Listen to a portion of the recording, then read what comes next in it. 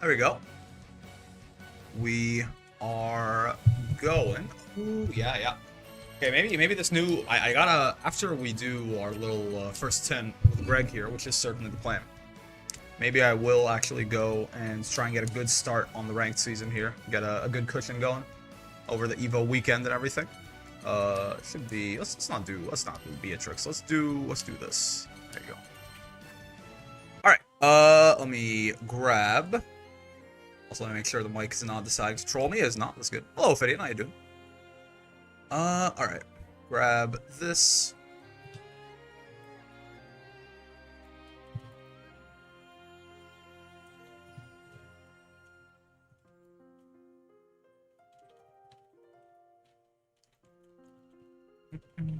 Well, look what the cat dragged in. Alright, let's do that. And this. And kill that. And kill this. And put that there. Hi, Brickolo Suna. And hello, Greg, as well. I'll give you a call in just a second there. Just doing the little go live notifications and whatnot. You know how it be.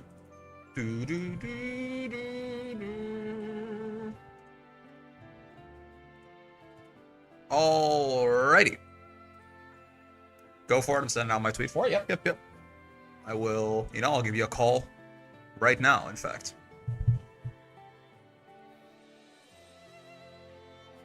You good? What's up? My mic here on. What's up, man? How you doing?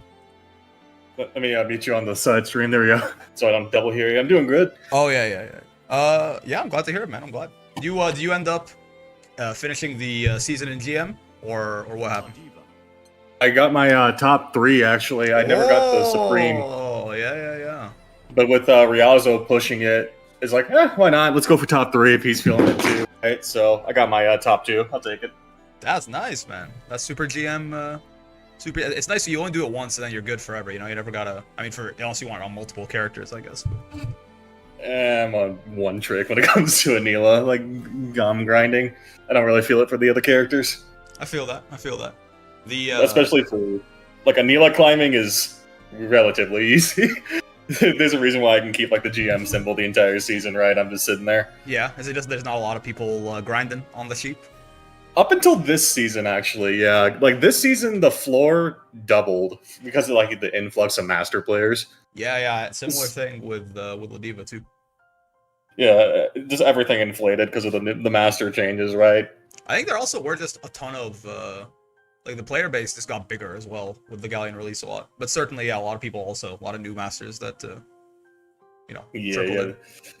I felt it's a meaning to ask a question on how to play better. How do you guys stop yourselves from autopiloting? I'm always stuck in this situation where I can barely recall what happened in the game because of it, and I feel like it really saps my improvement. Well, I think, Greg, if you got some thoughts on this too. But I think one thing, autopiloting isn't necessarily a bad, like you're gonna be autopiloting to a certain extent. It's just like with practice, your autopilot becomes less stupid, I guess. But you do have to think actively about the game as you're playing it, and that's why I think it's tough to play fighting games for like, I'm gonna do like a 9-hour session of ranked or something like that. It takes a lot of mental energy to like be actively thinking about all the interactions that are happening, or if you want to focus more on anti-airing, or if you want to focus more on something, whatever, thing you're trying to work on.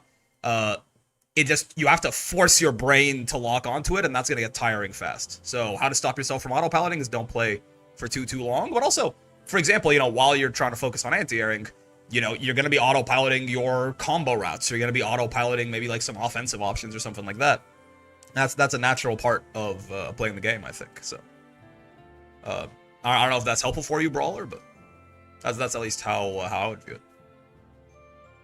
That, and the way I like to build it up too is taking it one step at a time. Like this is where I think replays come in like pretty damn handy, right? Like it's like. The way I like to think about it is to stop yourself from autopiloting. It's more focusing on like what your opponent is doing and how you're going to counter that. So like, for example, if you're tripped up, like let's say you reset the neutral and the opponent does a neutral jump, do you know how you're going to like answer that immediately without just autopiloting, right? Yeah. If you don't have an answer for that in the replay, like you would take notes like I don't have an immediate answer for that. So that's where you just start thinking, how am I going to deal with that? Like outside of the game, no pressure to like think in the moment, right? Yeah. So like against the neutral jump, chances are you can just run up and 2H their ass. like is what normally would happen. But like the heat of the moment, you're not really thinking about it if you don't have like a definite answer. So I like building up my repertoire of just constantly asking myself these questions of how I'm going to handle that outside of the game, no pressure. And then just slowly over time, your quote autopilot is going to be able to handle that too, right? It becomes second nature. I like that a lot. So I like that idea a lot. That's just how I do it, right? Like neutral jumping for Anila, I need to have an answer for that, right? Because if I don't, it's just like basically like a free jump in for Anila at that point, or onto Anila. So that's just the way I like to build it up personally. Yeah, like even if during the match you were autopiloting, you can use the replays as a way to figure out what the actual conscious choices you want to be making in that situation are, and then focus on that the next time it happens. You know. Yeah, I fuck with that. But yeah, man. So we're gonna run. Thanks for coming, Greg. Thank you for joining me. Much appreciated. I gotta come up with a name for this. I did this with Gabba last week, and now I'm bringing you on. We're gonna do a little first 10, and then afterwards we can talk about whatever you want to talk about. I mean, definitely want to pick your brain on Anila a little bit and just general game state stuff. We can talk about Evo, whatever you're curious of. But I need a name for this. Because it's like half first to 10, like half podcast. I was thinking like maybe I could call it like Believe in Victory or something like that, but I don't know. I'm thinking about it. Something, I don't know, because you're a little diva guy. It's gonna be something like relating to like an arena of sorts, right? Ooh. And you don't have you can like still have like the commentary after, but I think like the main appeal is gonna be like related to like an arena of some sort. I like that. People saying it has to be brick or wall related. Maybe. I'll think about it. I'll workshop. I want to do one of these a week, I think. So I got until like maybe next Thursday or something to come up with something. I might be doing it with Retro on Tuesday for Vane, but for now, you wanna run it? Yeah, sure, we can do it. I've warmed up on Uma, I'm ready. Yeah. I gotta after this. I think I'm planning on. I did not end up in GM last season because the end of the month I didn't get as much time to grind. But I think I want to get a good start this season. Just like farm some people who are in GM who like have like 20 gems or something like that, and try to get myself a big cushion and then work from there. We'll see. That was the best time to do it. Right after this, probably on stream. Immediately hitting the mines. I can respect it. Probably me later tonight. Yes, sir. Maybe. I don't know. I'll figure it out when I get there. Yeah. What's a few seconds between friends? Thanks for the help. I'll try to bring all this. Yeah, for sure, bro. Also, I got a new chair. I broke my chair last Wednesday doing the OST tier list, and now here I am with actual back support. It feels very good.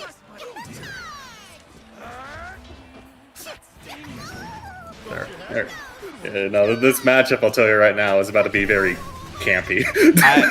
To be fair, as anyone should play against Ladiva, like, no character really is like, my favorite part about Ladiva is rushing her down. I don't think it's really a thing that occurs. Well, because of like the headbutt changes, you get meter for doing it on my sheep now, right? Yeah. The way I've learned to play this matchup is not really sending sheep too often, right? Otherwise, I will die, is what I've learned the hard way. Gabba's hit me with some insane stuff. I mean, she always built meter, but she builds like 4% more or something now, which is certainly meaningful.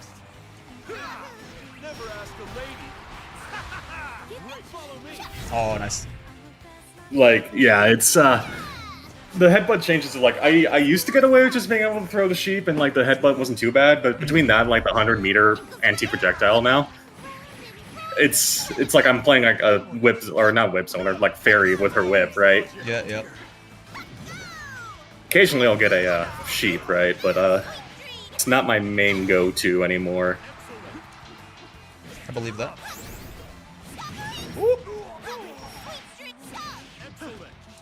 Oh, nice. A little impatient. I used to love rushing down Ladiva because she was super weak to fuzzies, but Psy Games hates fun. Listen, I'm as a taller character, I'm totally down with that shit being gone. It seems like a great design choice, actually, Psy Games. Very well done. Very, very well. A big fan. Yeah, Grimnir not being able to fuzzy a Ladiva anymore.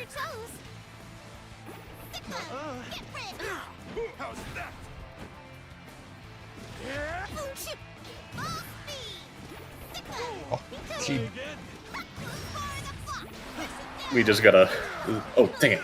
I forgot. It's not a free 668 anti-air against the diva. No anti-air is free against the diva, I fear. Never ask a lady. Alright. Just watch. This one rocks. Not dead, but... me DB. Oh, I tried to backdash and I got super jump. We'll see. Happens. Oh, nice.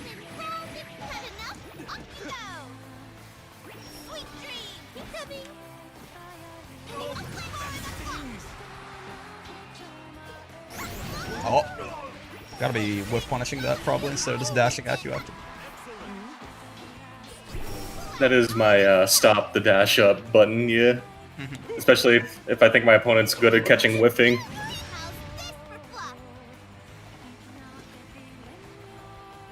Fair. Okay. Incredibly fair. Incredible. I thought I was hoping you would try to 2U right there. It did not happen that way. I was willing to wait it out. I was just willing to wait it out. Tomorrow you'll see Villness. Yeah, he's playable at Evo, so people are gonna be giving us the deets certainly. I hope Villness is interesting. I have no idea what to expect for him. He was Big like Soras. the Big Sora is like, that's what I figured, but like, you know how Galleon people were talking about her being like a potential rock mage, and then we got what she is currently? Yeah, yeah. I was, we'll see what happens, right? Oh, That's true. nice. We'll never know until we actually see it. Side games could always pull some fuck shit. Which 2M is better, Grim or Anila? Or do you mean Anila or Ladiva? If you mean Anila versus Ladiva, I think Anila 2M, the only advantage of it is probably going to be it's 7 frames, otherwise it's kind of stubby. Ladiva's has more range and it's got 5 active frames and it's a low. So, I mean Anila versus Grim?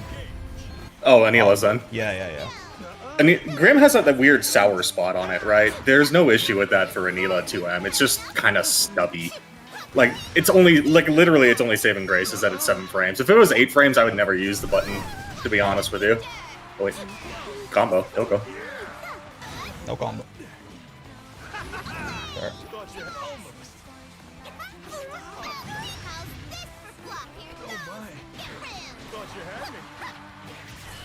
Nice.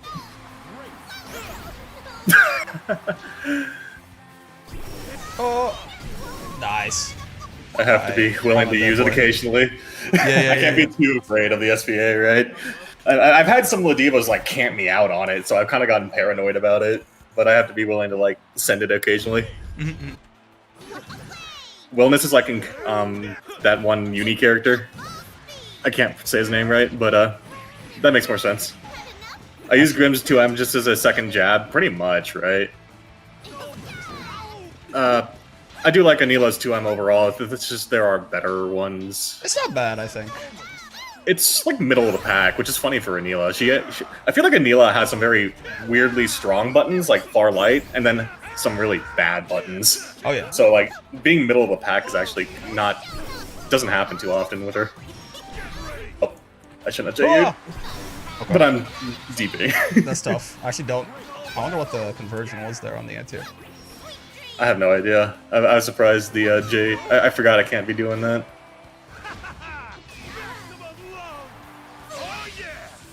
I jabbed. Yep. That's an unmatchable command grab. I fuck with it. Nice. But I'm not stopping myself from jabbing twice. Surely he won't match twice. Oh.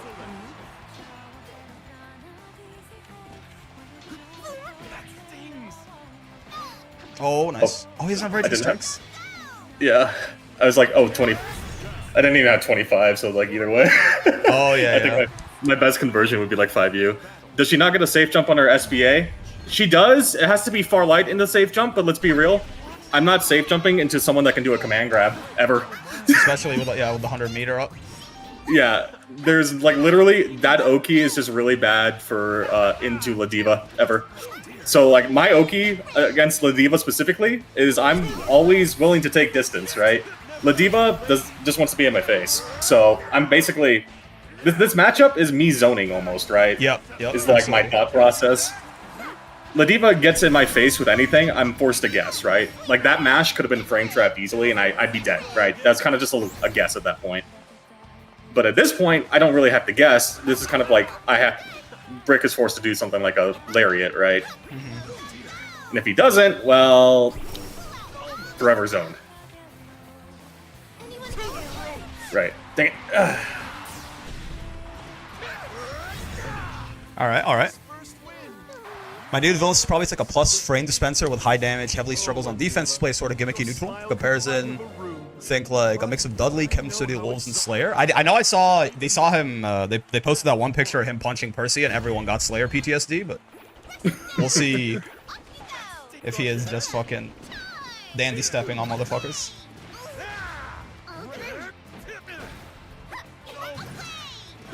Well, it's the fact that it's also like the fastest, like it's not like a Galleon where you can jump it, right? Like against Galleon, we do have the ability to jump the flash, so that's worth doing at least. But against like Ladiva, there's no jumping on reaction. It has to be like a hard call out. Oh. That was not what I was expecting to happen. Yeah, I tried to empty jump and then command grab, and I got lariat. I'm a silly boy.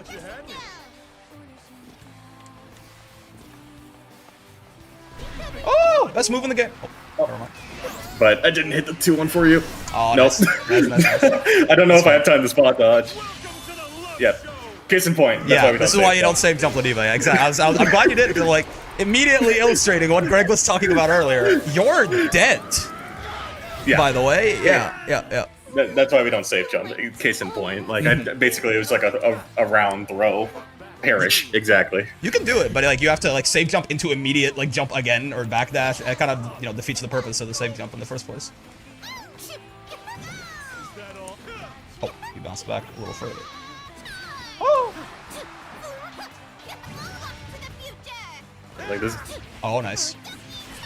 I can't do. Yeah, I didn't have 2-1 for What's the frame advantage you need for save jumps? 8 less than whatever your jump arc is. At minimum. So if you have a 46 frame jump arc and you are like you're plus like 39 or whatever, you'll be -7. You'll be fine because the UDPs start up in 8 frames. So you just want to be less than minus. Oh, you want to be less than -7 if you complete a full jump.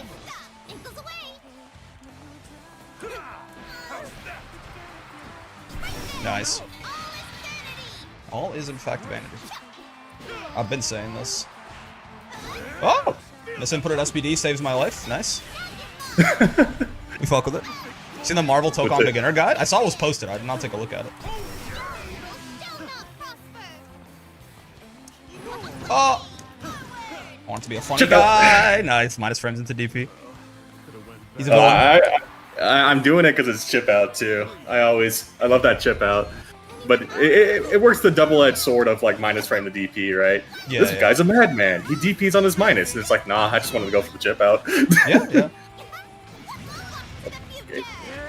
Nice.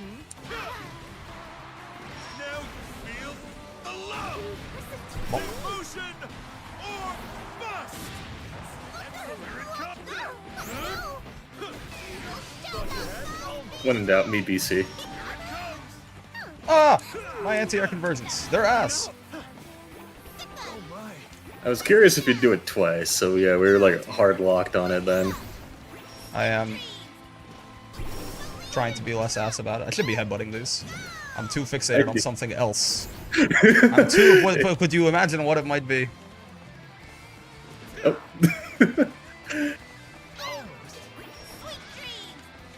Yeah. Fortunately, we are stuck in a conundrum. Nice. But that's now your move. Yo, damn. I liked it when I had the health leads. Never mind. It's actually totally fine. Yeah, my fuzzy jumping kind of suck. I'm trying to. You know? We're trying.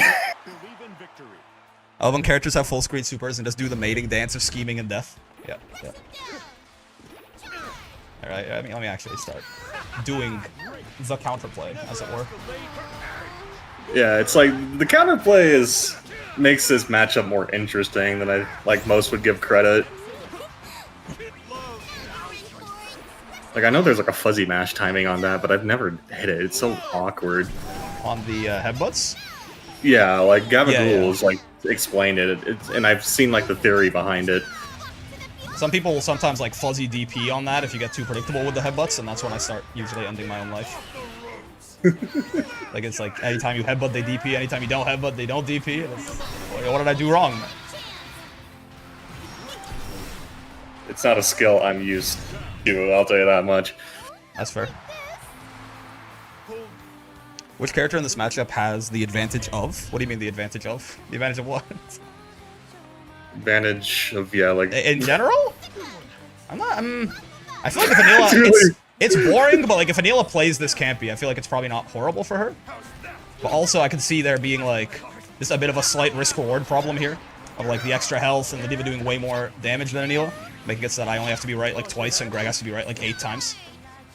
Yeah, the main issue is always just going to be the damage difference because of Anila, like, oh, dang it. I needed to DP that. Yeah. Yeah, I would have beat my ass if you DP. That's true. Just advantage, no clue where that elf came from? Yeah, I mean, hard to say. Well, we can talk about it after, so we can see what Greg's thoughts on it are. Top 2 or bottom 2? No. Like, I don't know. The only upplay I'll say on Anila is that I think she's bottom 10, not bottom 2. Bottom, which isn't like, you know, when you speak upplay, you don't think, oh, she's not bottom 2, she's top 2, or something like that. Yeah. And like, I don't really waste breath arguing on like. The only thing I'll say definitively is not bottom 2, because at the end of the day, she's a Shoto. She has everything to just work for the most part. And it's not like, that's not saying that Anila is in the best spot. It's more saying that Vikala and Nier are in that terrible of a spot, to be real with you. Like, Vikala... Oh, gosh, Vikala. The way you optimize Vikala is just finding, like, more and more jank with her, right? Literally... My sweet daughter. What did they do to you? I don't know. It's like, it's sad to see. Like, I learned yesterday, Vikala 214M is considered, or 214 is considered a strike, so near SSBA parry, like, works. I couldn't believe it when I saw it. It was like, really? No. It's tough. Yeah, even her EX Fireball will, like, lose to, like, Light Fireball. Like, it'll clash with Light Fireballs and go away and stuff like that. Honestly, someone also asked, is the title a joke, or is Anila legit potentially worse than Nier? I don't think so, but I mean, I know when Auto did that, like, averaged out tier list of 21 tier list, something like that, bottom 1 was agreed to be Vikala, bottom 2 was agreed to be Anila. Which seems a little crazy to me personally, but it's a sentiment that exists. I think the main issue with Anila, like, did you see that one chart from, like, Avarice that he made, like, the matchup win rate percentage? Yes. And Anila was, like, the second lowest? Like, I think, like, it's a good idea of how bad Anila is, but the main reason for that is I think most, like, Anila players in ranked are not grinders. Right. We're not, like, they're just, like, GM floaters, right? At above 500 crystals, which is completely valid, you know? People just, like, especially for Anila, the boards have always been sleepy. But, like, because of that, it's very rare to run into someone that plays Anila beyond that, right? Like, I can count on my fingers how many that people that is. That's it's like myself, Ryaza when he gets in the mood, Nanasha when he decides to play, Framework when he decides to play. Like, I'm struggling to find like mains that are that dedicated. But yeah, like I mean, I have Awesome who plays, but he only plays like every other week because of his situation. Like, it's a dying breed, and there's not too much representation for Anila for me to like reasonably prove. No, she's bottom 10, guys, not bottom 2. I promise you. Oh, you're evil. You're evil, man. I had to try. You're evil, man. You're too good. I need you to whiff punish an 802U for me. I've been doing it with you, Lariat, bro. That's been my. I mean, I probably could like just 2M it or something, but you, Lariat's been working out decent. Yeah, Lariat is probably like the best punish that Brick's gonna have.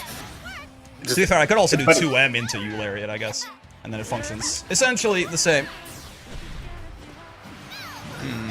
Anila situation is crazy. No, the issue with Anila is that she's just good enough to like avoid being talked about because Vikala and Nier exist, right? My main issue is that she is just functional enough that she's going to be off people's radars, and that's how. Like, but that's also at the point where if you know how bad she is, it kind of gets like overestimated how bad she is. I can't 66H there. I'm yapping, but it's very... it's a very weird spot for her to be in to talk about stuff, right? Like, if you were to, like, prioritize Nier and Bacala changes over Anila currently, I still think that would be, like, valid overall from, like, the dev team's perspective. They need more help right now.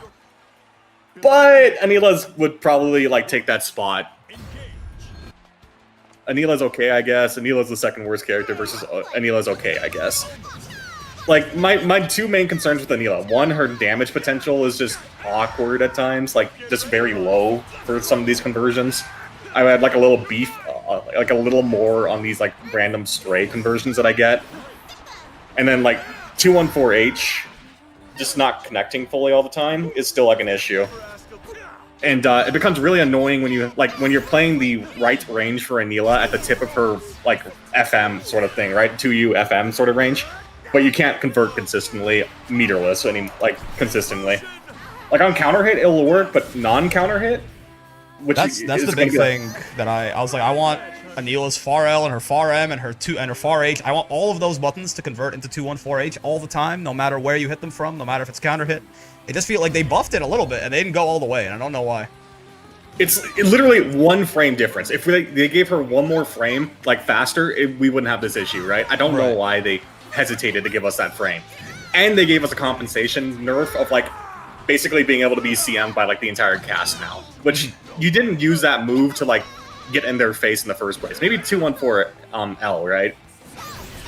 Like, 214L, if you wanted to get in their face, was the better option.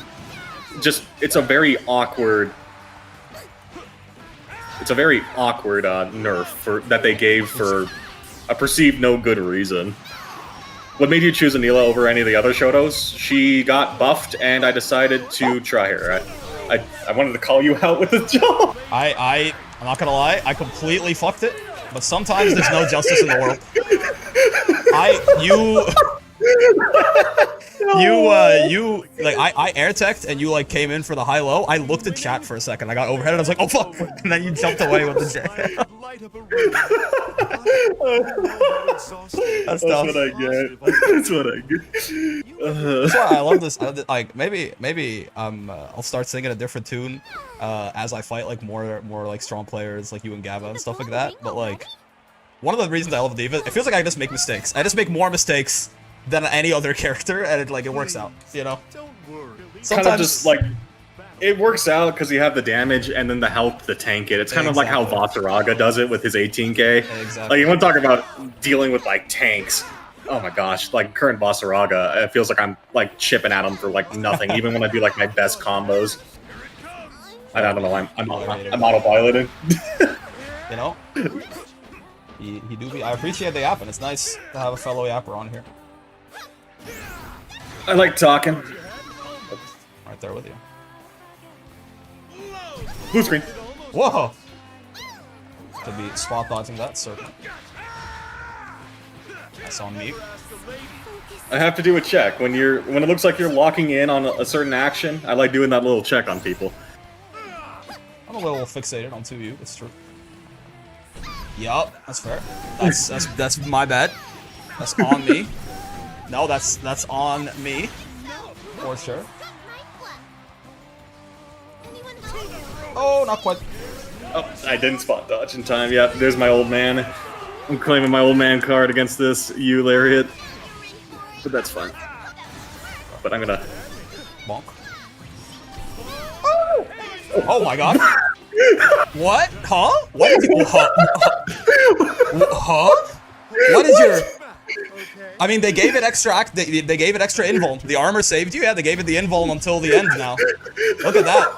You headbutt buffs. What a time to be. This character's funny, man. They made this character really funny in this patch. I'm not gonna lie to you. I thought that headbutt would hit JU. I'm surprised it didn't hit, and then the whiff of him, yeah, punishing me after and whiffing through it was just slot blue fantasy versus. It happens. What's a little bit of slot blue between friends, man? It's fun. I'm sorry, I can't. Bro's locked out. Bro's locked out after that. No more locking it. Okay. I'll try to play that hit the funny bone, quite literally. It was very odd. Oh, right, my bad. Oh, wait. I can't super through that, I don't think. I think the third one, the diabetes cheat, catches me if I try that. Maybe I'm wrong. Also, I'm Can I super through the U-shape? I don't think so.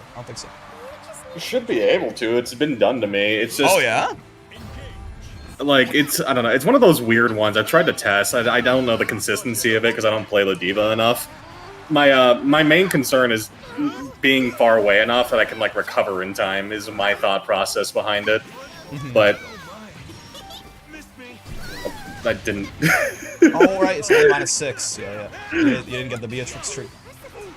I was trying to, like, whiff punish the spot dodge, but I didn't get it, so I just automatically went for it. Very fair. Rest in peace, Panini, the GOAT. Every time you hit a far H, you gotta pour one out.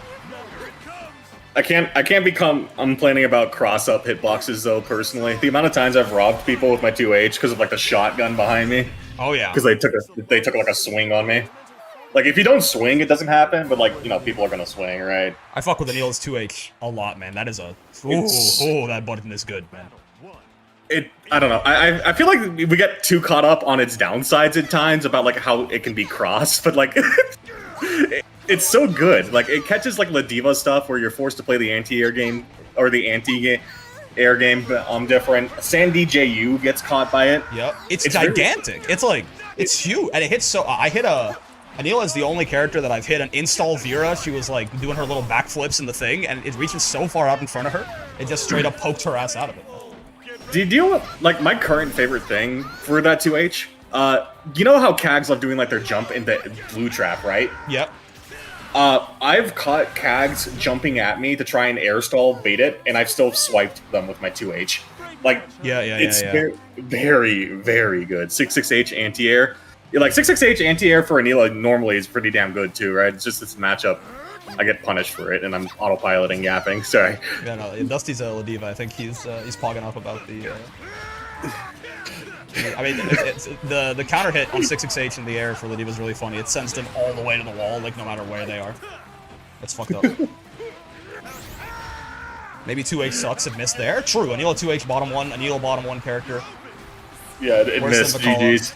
It's not that Brick did a really good grappler jump. No, it's the 2H's fault. Should have reached. I can never do anything right in the eyes of my team. Anila bottom 0. I'm not being the best representation for this matchup right now. I won't lie. I mean, I don't think it's a steamroll. I'm just yeah. We're chilling. We're chilling. It's fine. The point of this is not to lick it. Lickin', old man is playing a couple hours before he normally was. That's my excuse. I woke him up too early, chat. That's my bad. We'll get Greg to bed after this. I went to bed early last night, too. Sheesh.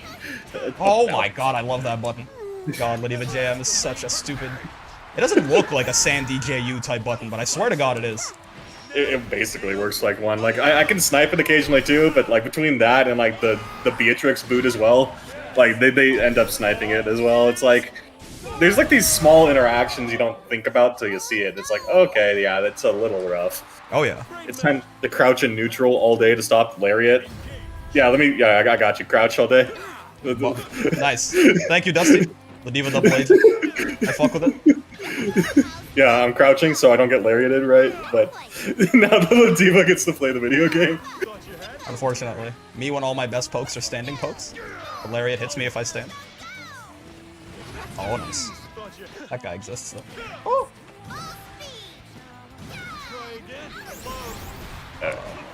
We need to keep jumping to dodge the command grab, true. Oh. Out of range. I like this. More pushback than I thought. That's on me. Oh, yep. Right, who was asking for the whiff punish on 2U earlier? Oh, what? My headbutts? Like, I fucked up my my heavy button, so doing Vasaraga charge heavies. It feels like it sticks sometimes, and then bad things happen to me. Damn it. Oh! Yeah. My combo! Oh! I was trying to do the optimal, I tried to be fancy! Well, I don't kill you. That was a far light punish, so yeah. You get one more turn. One more turn. Okay. Fuck. No! Oh, Jesus! I didn't think the spot dodge got off in time. Oh my god! I tried to. Hey, fair enough. If it works, it works. Oh no. Fair.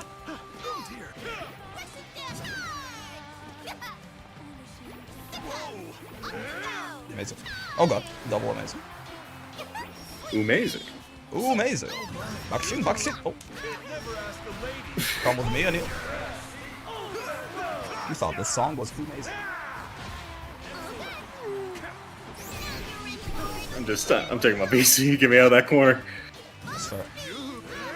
Oh, you. I wasn't expecting the spot dodge. I was like, okay, I'm gonna take my plus frames and space back out. No, sir.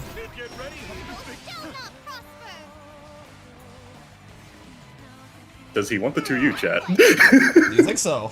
I feel like sometimes I get a little predictable on what I'm looking for, unfortunately. Oh, I tried to super and I got Eularian. I did actually do. I'm not saying I got robbed. I did the input for Eularian. I tried to super and my brain exploded and did Eularian instead. Brain diff. Yeah. Unfortunately, sometimes you're just stupid. Oh, nice. I think Lariat's a lot more spinning than a clothesline. Excuse me? Clothesline stays facing forward the entire time. Lariat, you swing to increase the impact. I know jack all about wrestling. It's all fake, probably. Oh, Jesus. Well, like, Ryu's Tatsumaki is, like, not necessarily, like, a clothesliner, right? But it's just called a lariat anyway, right? It's more about, like, the distance it closes and the move itself is what I've learned.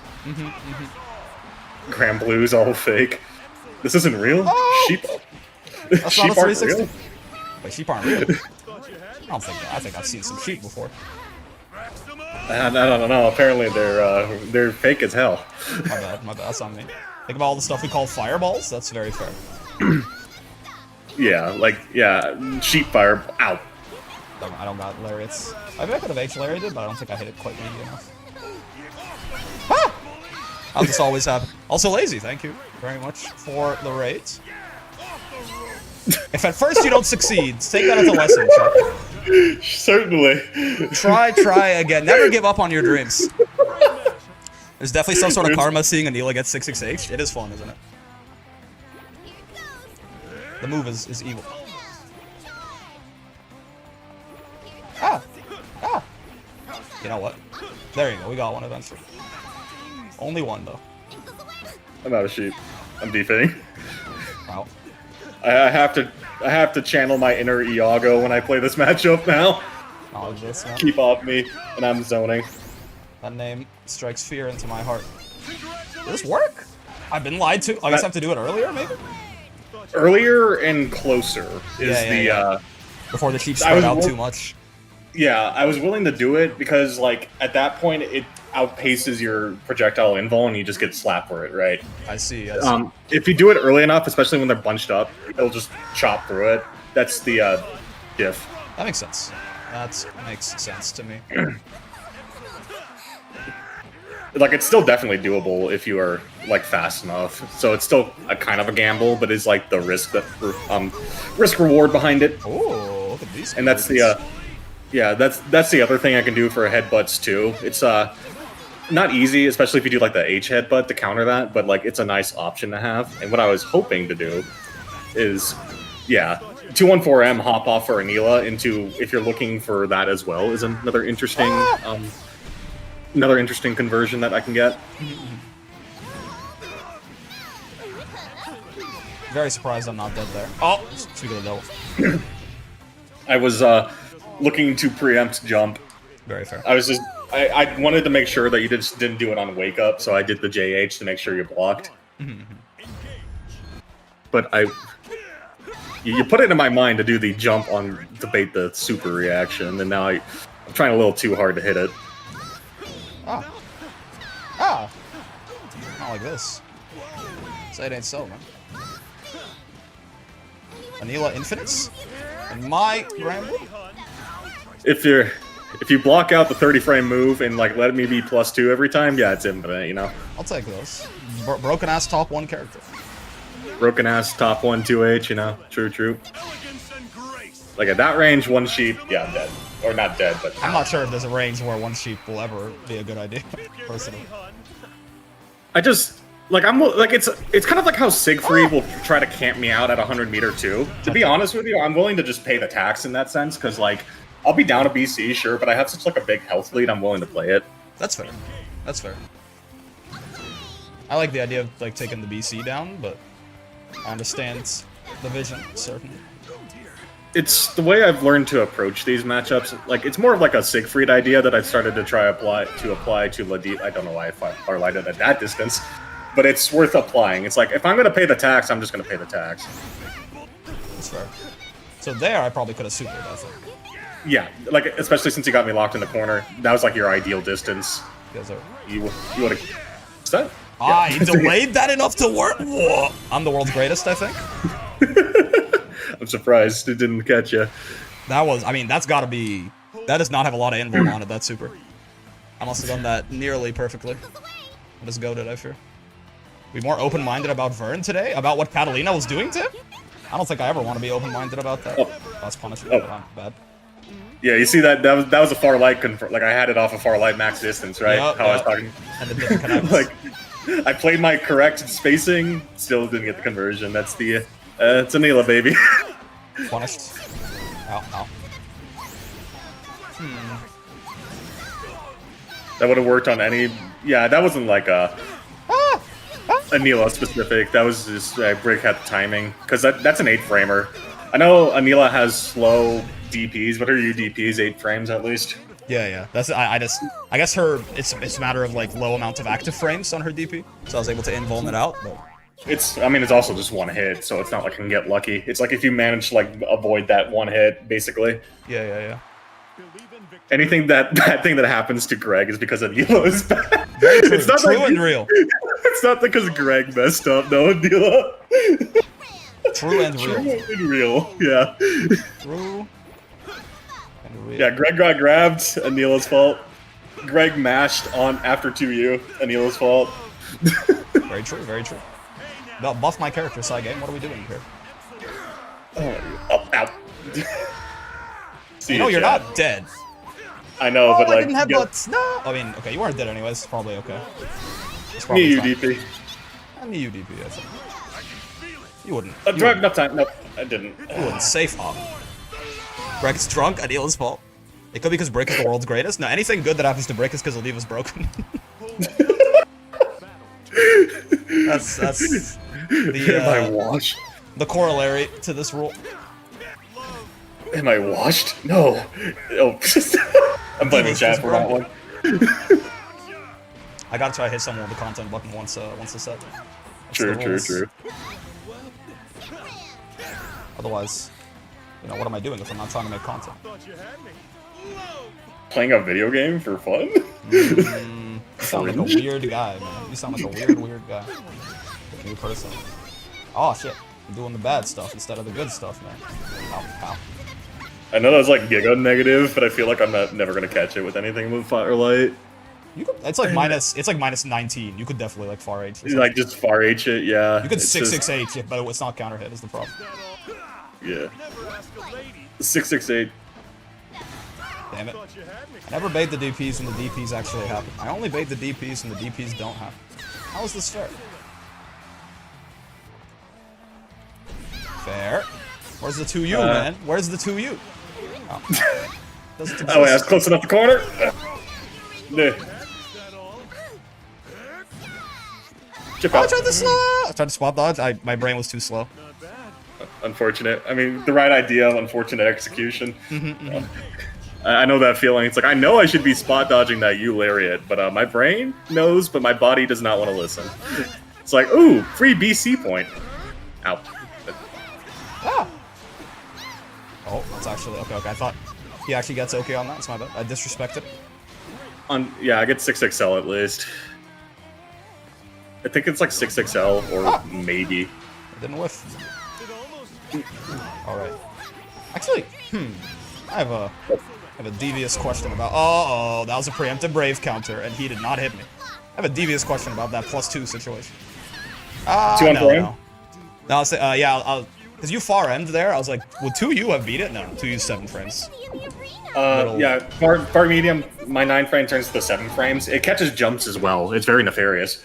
Oh wait, no, it's 9 frames? Wait, I think 2U beats it, actually. I think you have to 2M there. Far medium for Anila is 9 frames. It turns into a 7 framer with the +2. So 6 frame stuff will actually catch it. Yeah. Ladiva's 2U is 7, but it's a heavy attack level move. Then you would win there with 2U. Yeah. Like, the only downside is, you know, if I don't swing, because I just decided not to take my plus frames, you know. Yeah. That's your -19 in my face. So, it's worth doing. I wish, oh my gosh, I wish we had an 8 frame far medium. That's like my one wish list. Please give me item. There. Oh. Oh! No, slob fantasy, slob blue, a little bit of slob blue.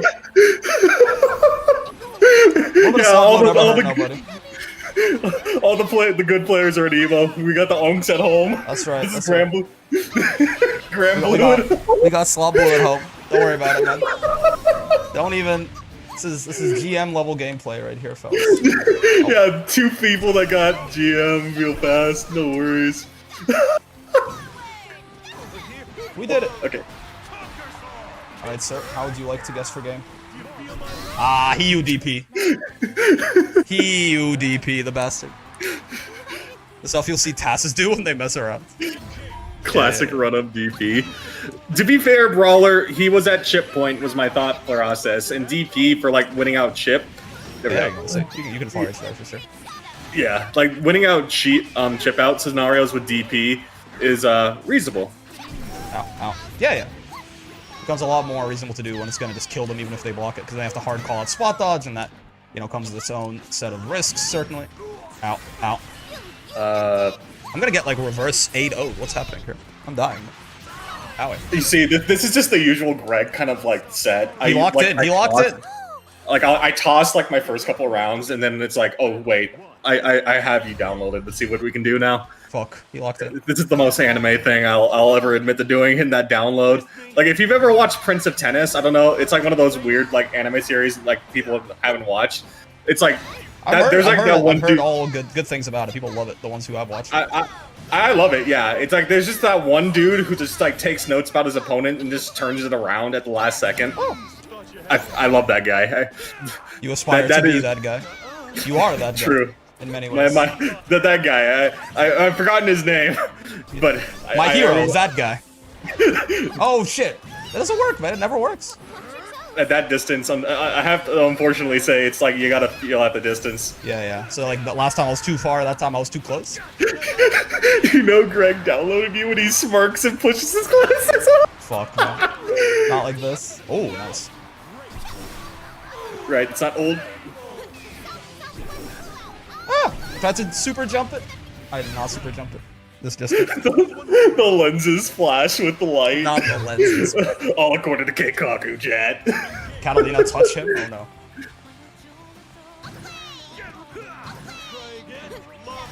Fair. Alright, it was MDP. This shit's still on cooldown. Or off cooldown. We're so back. We are DPing. Oh!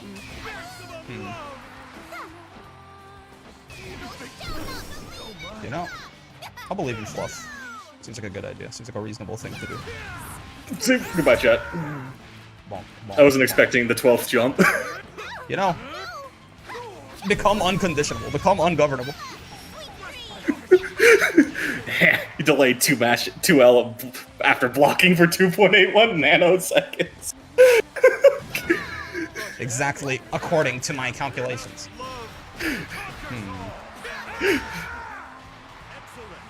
Ah, that's new. This is too close, man. Oh fuck. Okay, that may have been an He OTDF. doesn't. He don't UDP. He don't UDP anymore. Not like this, man. Not the adaptation. He don't UDP. The run-up delay throw. I know. I was taught this tech just the other week. Yeah. I do have a problem where when I bait DPs, if someone just back throws me, it tends to work way more than I'd like it to. I gotta be like delay teching while I do that or some shit. just the delay throw. Not like will catch this, it, right? man. Yeah, and unfortunately, no escape is a double edge. So I'm surprised you the fourth one. I'm keeping. I become unconditional. I'm going for it. I'm going for it. Truly, the biggest adaptation is just never adapting. Exactly. Especially if your opponent thinks you will. Oh shit, run a blow. Not like this. Not like this. I didn't do anything to deserve this. Okay. I love this. My favorite part of Slop Loop.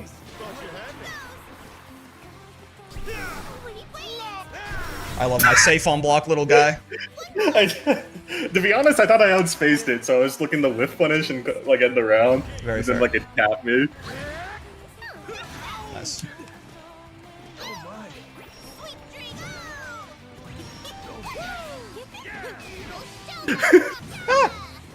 Yeah! Woo! Yeah! Ow. I've been ramified. Nice conversion off the little anti-air poke there. Watch your toes. Oh. No whiff punishes. He's ass, Your Honor. Fair. Oh, I keep trying to jump in it. I keep fucking it up. Not like this. Is that It's easier to, like, I know that's like the counterplay, but like it's very easy to mess up the super jump. Yeah. As I have been doing. Look no further than me! Ow. I was considering sheep for a second, but that was a little too much confidence on the run up. It's like, wait a second, something's wrong. Something's wrong. My calculations. Oh, nice. No LS. Yeah, no LS. Ah. I was saying no LSPD. No LSPD. Mega Minds. Extremely Mega Mind voice. Y'all are 10 feet apart, and then suddenly Brick is in Greg's face. Yeah, welcome to the matchup, right? It is how it be. Ow. That wasn't in my calculations, yeah. This is impossible! Bacana! No one's ever done that before. Brick has hit it.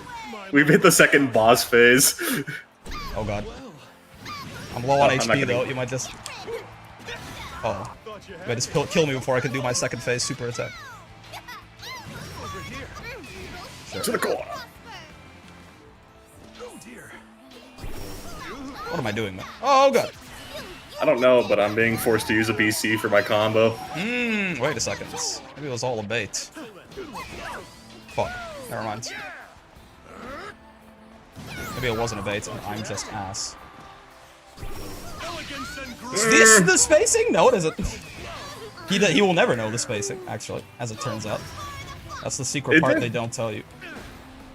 I mean, it's like it's hard to explain mid-match. Let's be real. I gotta lab it out, I guess. We were talking with Brawler about like figuring it out outside of the match. There I go, fucking up the jump again. Schrodinger's spacing, for real. It only exists if you observe it. These aren't like the simulations. I don't think you can ever SBA Yellow 236. It's possible Greg has psyoped me, and it's never happened. He told me it's happened to him before, so I've been trying to figure it out. I promise you, Gabba and Face Rolled have both done it. So it's not just like Gabba found some secret horseshit. Another Ladiva has done it to me too. Gabba does enjoy secret horseshit, so I don't know.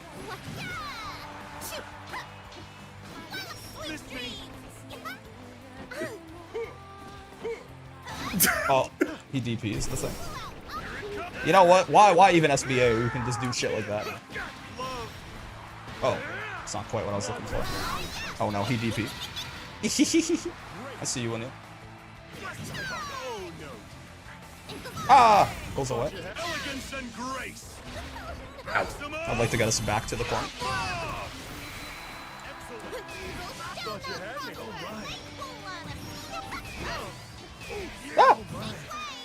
There we go.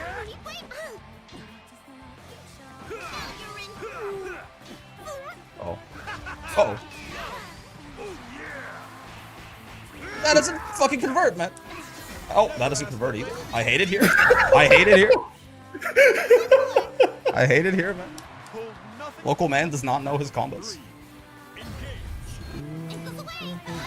Oh my god. The whiff 2U with the DP. What is... Look what Anila mains have been demanding your respect for all these years. They have played us for absolute fools.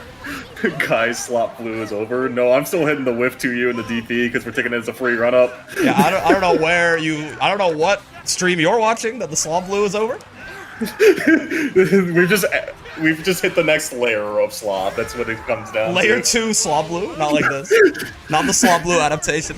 Villness will save Grand Blue. Villness will end all slot blue. Will be the most fundamentally sound character in history. Wellness is gonna hit some like new horse shit that we couldn't have even comprehended. Levels of slop never before foreseen. Fukuhara is gonna have like cook something in the Grand Blue chamber. The mines. The slop mines. He seems big. He's like 6'9", right? Oh, I recovered faster than I thought. I should have jammed earlier.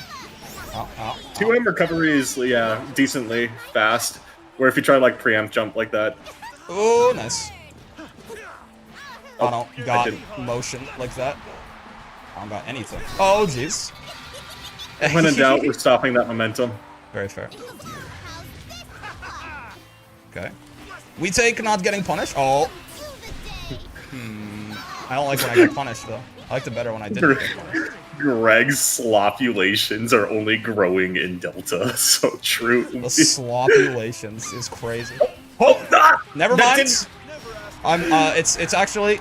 Grappler jump calculations have exceeded my own. That trajectory! It's impossible! If we calculate the, oh crap, I forgot trig terms. Sokotoa... The peak of the curve. The peak of the curve. The tangent. If we calculate the tangent of the curve, Anila 2H is actually going to slightly miss if I jump at this angle. That's me, that's me. I have been referred to as a fucking nerd at least a couple of times in my life. That's gotta mean something. I don't know, people see the glasses and just presume, oh, you're smart, right? That's the worst part, man, is you can be a nerd and be stupid. I am both. Like, I have nerdy interests, and I'm also dumb. Like, I didn't get... Where's my intelligence, man? Wasn't I at least supposed to be promised, like, marketable skills? Alongside my... It's that D&D class. We got the charisma dump or whatever now. Yeah. That's how we ended up in the Screamer mines. Oh. Did I ask him to calculate stats, though? Okay, maybe I did the Vicola Infinite, maybe I got the math on that backwards, okay, but that's not on me. Ow it. Away! I'm thinking of anchors away whenever she says that. The gold ship ult. I didn't whiff punish. I was thinking 2M. Yeah, I was considering. But honestly, you just got me kind of stun locked. I was scared. I just sat there. I got a little too preemptive. The Ladiva 2M specifically haunts me for this matchup because every time I swear, Gabba. Yeah, Gabba has like hit me with that so often in so many different ways. It's like to the point. It's like I need to figure this out. I tried to super it and I waited a little too long because I didn't know what the fucking spacing was, man. Oh, never mind. Oh, Anila 2-2-U, by the way. By the way. +7. +7. Oh, wait, I could have fucking killed you there? What the hell? Are you serious? Serious? I don't know. I don't know what the goddamn guy is. Oh! I was running for the next throw. He won't expect the next throw. I did not. Honestly, I did not. I just Eularia. You know why? Because I panicked. That's why I... What if instead of figuring it out, we just threw more sheep at him? Yeah. Yeah, Gabba, what would have happened if I threw more sheep at you when you had 100 meter? Probably nothing. Or not Gabba, brick, sorry. In many ways, I take that as a compliment. That's my goat. Oh my god, good games, man. I was like, I was kind of like, I did not realize I was getting reverse 8-0'd until a little bit too late. I was like, whoa, hold on a second. Greg, he puts out this nice guy act, but he's kind of a fucking serial killer, actually. I did not. The sheep facade. Yeah. Just like Anila, man. She's all cutesy and shit, but like realistically, her 2H covers half the fucking screen. Also, here's Geef. Dusty wanted to say hi. Is Dad leaving for cigarettes again? Excuse me? What do you mean by this? Again? I'm sorry that happened to you, man. Unless your dad is like an asshole, I guess. Oh, all right, man. Good games. That was fun. That was a good time. I managed to make it a little more interesting than a 10-0. It was never. I mean, it was even at like the worst, it was gonna be like 10-2 or something. But then you downloaded my ass. Managed to make it interesting, hopefully. Yes, sir. Yes, sir. Yeah. Okay, wait. First up, before we get what do you think? I'm gonna put you on the spot. Okay. What do you think? What do you think I should call this? I should call this. Specifically, I don't know, but I would like something around the lines of like what's in like the resort map, right? It's called like the Jewel Resort. Jewel Resort. Yeah, something like either like the Jewel Resort related to the like resort. It's like an event at the resort, right? Make it like lore. I fuck with that. If you want to just go like a brick route, I don't know. Brick route's probably what I can like offer less of, but I personally like the Ladiva like Jewel Resort like exhibition series or something like that. I like that. Well, we already have Azure Exhibition because of Khalil. Yes.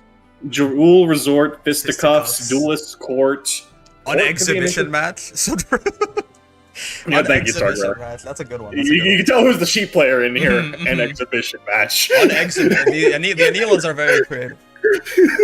Honestly, I still like when I'm getting everyone to master. The Anilas were still like one of the more, like just one of the nicer communities. You know, there's a lot of people. No one's been like fully like an asshole. There's a lot of people who they get a little too excited. They want to share all the knowledge with you, and they're not very good at communicating it. And it leads to some problems and stuff like that.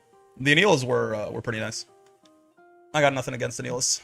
The baseline for Anila is very easy to pick up, in my opinion. She's a Shoto. If you understand any Shoto ever, you understand Anila. It's just the caveat of maybe playing a bit further back than you're used to, and being willing to like stand back more. That's like the Anila specific stuff. A good 2H can change your life. That too. True. The Catalina community will appear and only lie. They're gonna tell me she's actually honest. Actually, nothing about her is really that good. Her buttons are only okay. She's basically just Anila with a better fireball. Yeah. I know. Catalina has more than just a better fireball. I'm with you, man. I think I've somehow I've become. I definitely want to just now that we're done, I want to ask you a bunch of questions and just talk about some of your opinions on stuff. But I'll tell you, I've somehow become like Catalina's strongest soldier in the past like month or something like that. Because like there's like this weird sentiment that character is. I mean, most people think she's like, at least good. But it's like also there's a bit of a sentiment of like, oh, she's like, well, okay, I guess. And I don't know, man.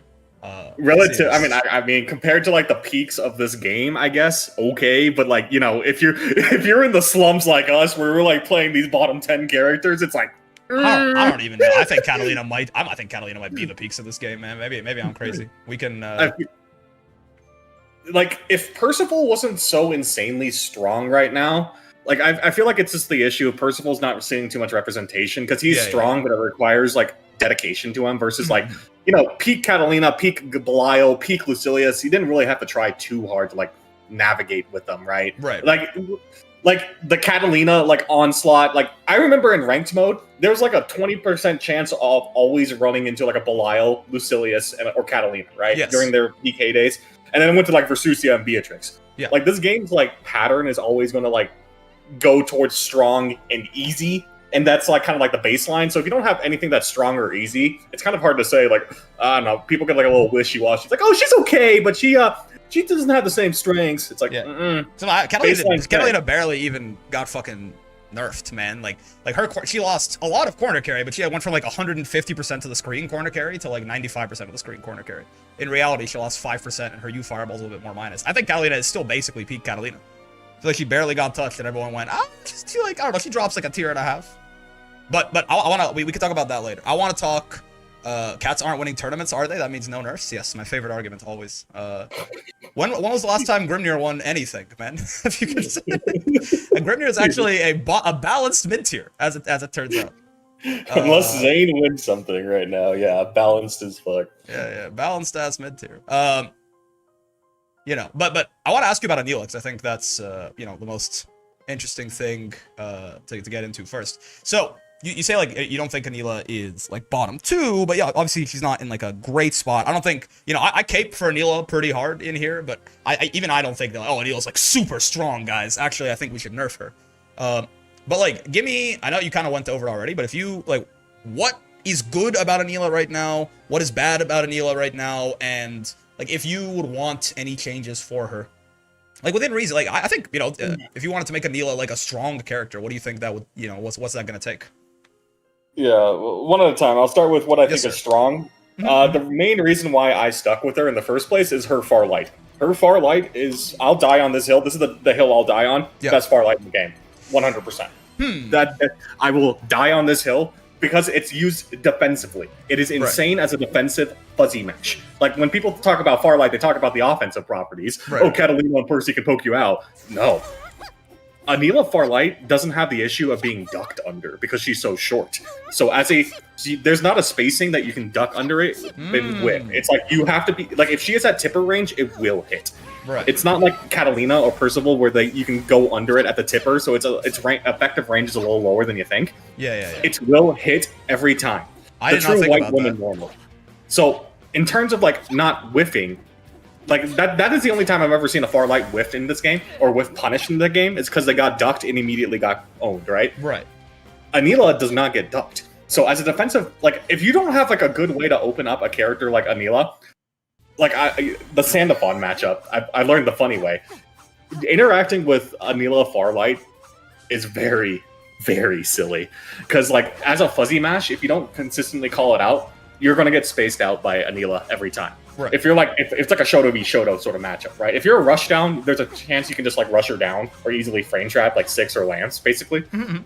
But like even like in this matchup, like I was able to far light a lot of your stuff, right? Yeah, like, in the same way that you're trying to LSPD me, I basically had the better version of the LSPD without the like the potential recovery frame, in my opinion. Right. Like it's faster, obviously, but I have less risk using it. If I throw it and it like you block it, I'm +1. Yeah, and even if it whiffs, it's only like, you know, 17 total frames versus like the 50 something of the SPD, right? It would have to be like such a hard call out because you know I'm fuzzy mashing, which is like the frame trap thing. But like otherwise, it's very like if I don't give you the space to get in my face because I'm consistently fuzzy mashing you out, good luck. Yeah. Like it is very annoying to get in. So like that, I'll value it over that, and that's why I also value it over like a Matera Farlight. Like Matera Farlight is +2, but it's 8 frames. Right. 8 frames is a big difference. So like Farlight is why I stuck with her though. I honestly did not think about like, you know, the Farlight. She's so short that like it's really hard to find the spacing where you can duck this thing. Where I mean, I guess look, I'm like trying to follow along with what you're saying here. I think you're right. I think there is that. The active frames don't look a little. There is like this basically. It's like the only thing I can find where I think that would hit Catalina if she was standing up. But like it's a super edge case compared to like it's a lot easier to get under like a Cat or a Percy Farl or something. Even though you know they might have more active frames or something. You know, much easier to manufacture a situation like this, right? Where it's missing because she's crouching, but if she stood up, it would smack her, right? It's that's like I can count on my fingers how often it would. It basically doesn't happen. No, I think that's totally fair. Like, it would have to be basically pixel perfect, which in the heat of the match, that's not happening. In the heat of the match, you get it. Like, good luck. But that's, like, number one. And, like, the second thing, can Cat 2M preemptively and go under it? Yes. You can preemptively go under it, right? But it has to be, like, a hard call-out. That's, like, the frame trap, what I was talking about. Yeah. If you, like, it can be frame trapped, right? Like, at the end, it's not perfect. It's a fuzzy mash can be frame trapped or just, like, spotted out. That's just how it goes. But to do so, it has to be specifically done to counter it. Otherwise, you're just going to keep getting kept out by her, right? So on defense, it becomes very obnoxious to open up Anila against one that knows how to fuzzy mash that properly. So like, if you're not like a zoner that like isn't going to have to interact with it, and you're like had to play like a grappler where you're forced to like play around it. Like if Brick didn't if Brick frame trapped more, or like. I was a bit messy with my fuzzy mashing, right? I got slapped a couple of times more than I did, but if I was doing it a bit better in the match, it would have forced Brick to do more like close heavy callouts, and at that point I just BC out if I block it, right? Right. It's an RPS in the sense of I can kind of like counter condition my opponent on their offense, right? It's like, oh, they're fuzzy mashing, so I'm gonna try and call it out, and then if I call out the timing, you try and do that, I just BC you off me, right? Yeah. That's very, kind of like, very strong Farl. I see the vision for sure. And that's like the crux. It's big too, right? It's a very like good range for like 6 frames, and then like I said, between like not being easily whiff punished, like good luck. Like it's also, I think it's just also, it's a little bigger even than like a Catalina 4L or something like that, even excluding, like even if they're standing. Pretty much. Something like that. Yeah, it's about the same size. But yeah, fair enough. Very good 4L. Like the key thing is like noticing like the red and the green hitboxes on the Anila when it fully extends versus the Catalina. Like you see the Catalina, the green's going farther, right? But there's like a bit of like this first Anila, one, I think, is the longest frame of it. This first frame on this. Yeah, exactly. So like it extends outside of that like hurt box. So that's one of like the main advantages. Are there 2Ms that deal with it comfortably? Basically, I mean, there's a lot of 2Ms. Yeah, it doesn't even have to be Catalina 2M. Presumably it's like not super stubby. The 2Ms are like a good call out for it, right? Like a slight delay 2M to call it out. Like let's say like you're just doing like a 6L far light in the 2M, and you have like a 7, like any of the 7 frame or 2Ms, right? The 7 frame 2M, if you just delay it like a slight beat, instead of like automatically doing it, will catch, right? It's not impossible. It's not the god button. It is just more obnoxious to deal with than people give credit, and that is like the main reason. Like, you know, like I don't know if you were around for like when people were calling Anila a defensive Shoto. Like that tagline's kind of fallen off. Sure. But it's very true. Like, the defensiveness of her ability to play defense is a lot better than people give her credit, right? Right. If you don't, like, have a specific rising way to open them up. If you're played, like, the main vision of, if she was in, like, vanilla, she would have been cracked, right? Is very true, in my opinion. Just for, like, what her buttons can do. Some of her buttons can do. There are some other buttons that are, like, kind of, like, laggy. Like, bar heavy lag. Like, realistically, I should not be even using that button, to be real with you. It's like minus 12. A lot of recovery on it too. 24, right? 24 frames of recovery, minus 12 on block.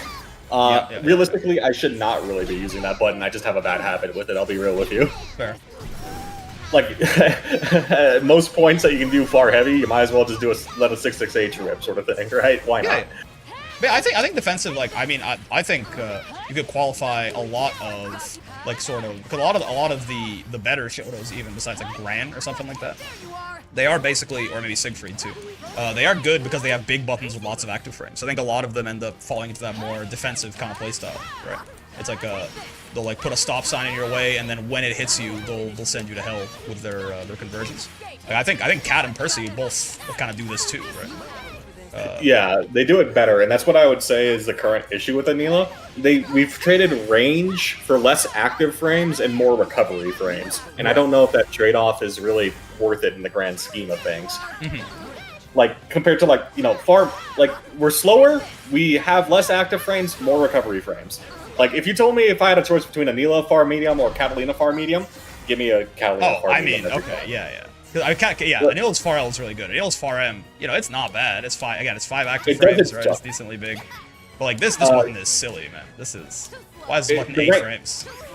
Yeah, it's like, I don't know. It's just like the standard. She's just like a frame slower on average compared to the other Shotos. Like, even with Catalina having similar range, Catalina still has like 1 frame better. Even on like far medium to far medium, and then far heavy to far heavy, right? Yep.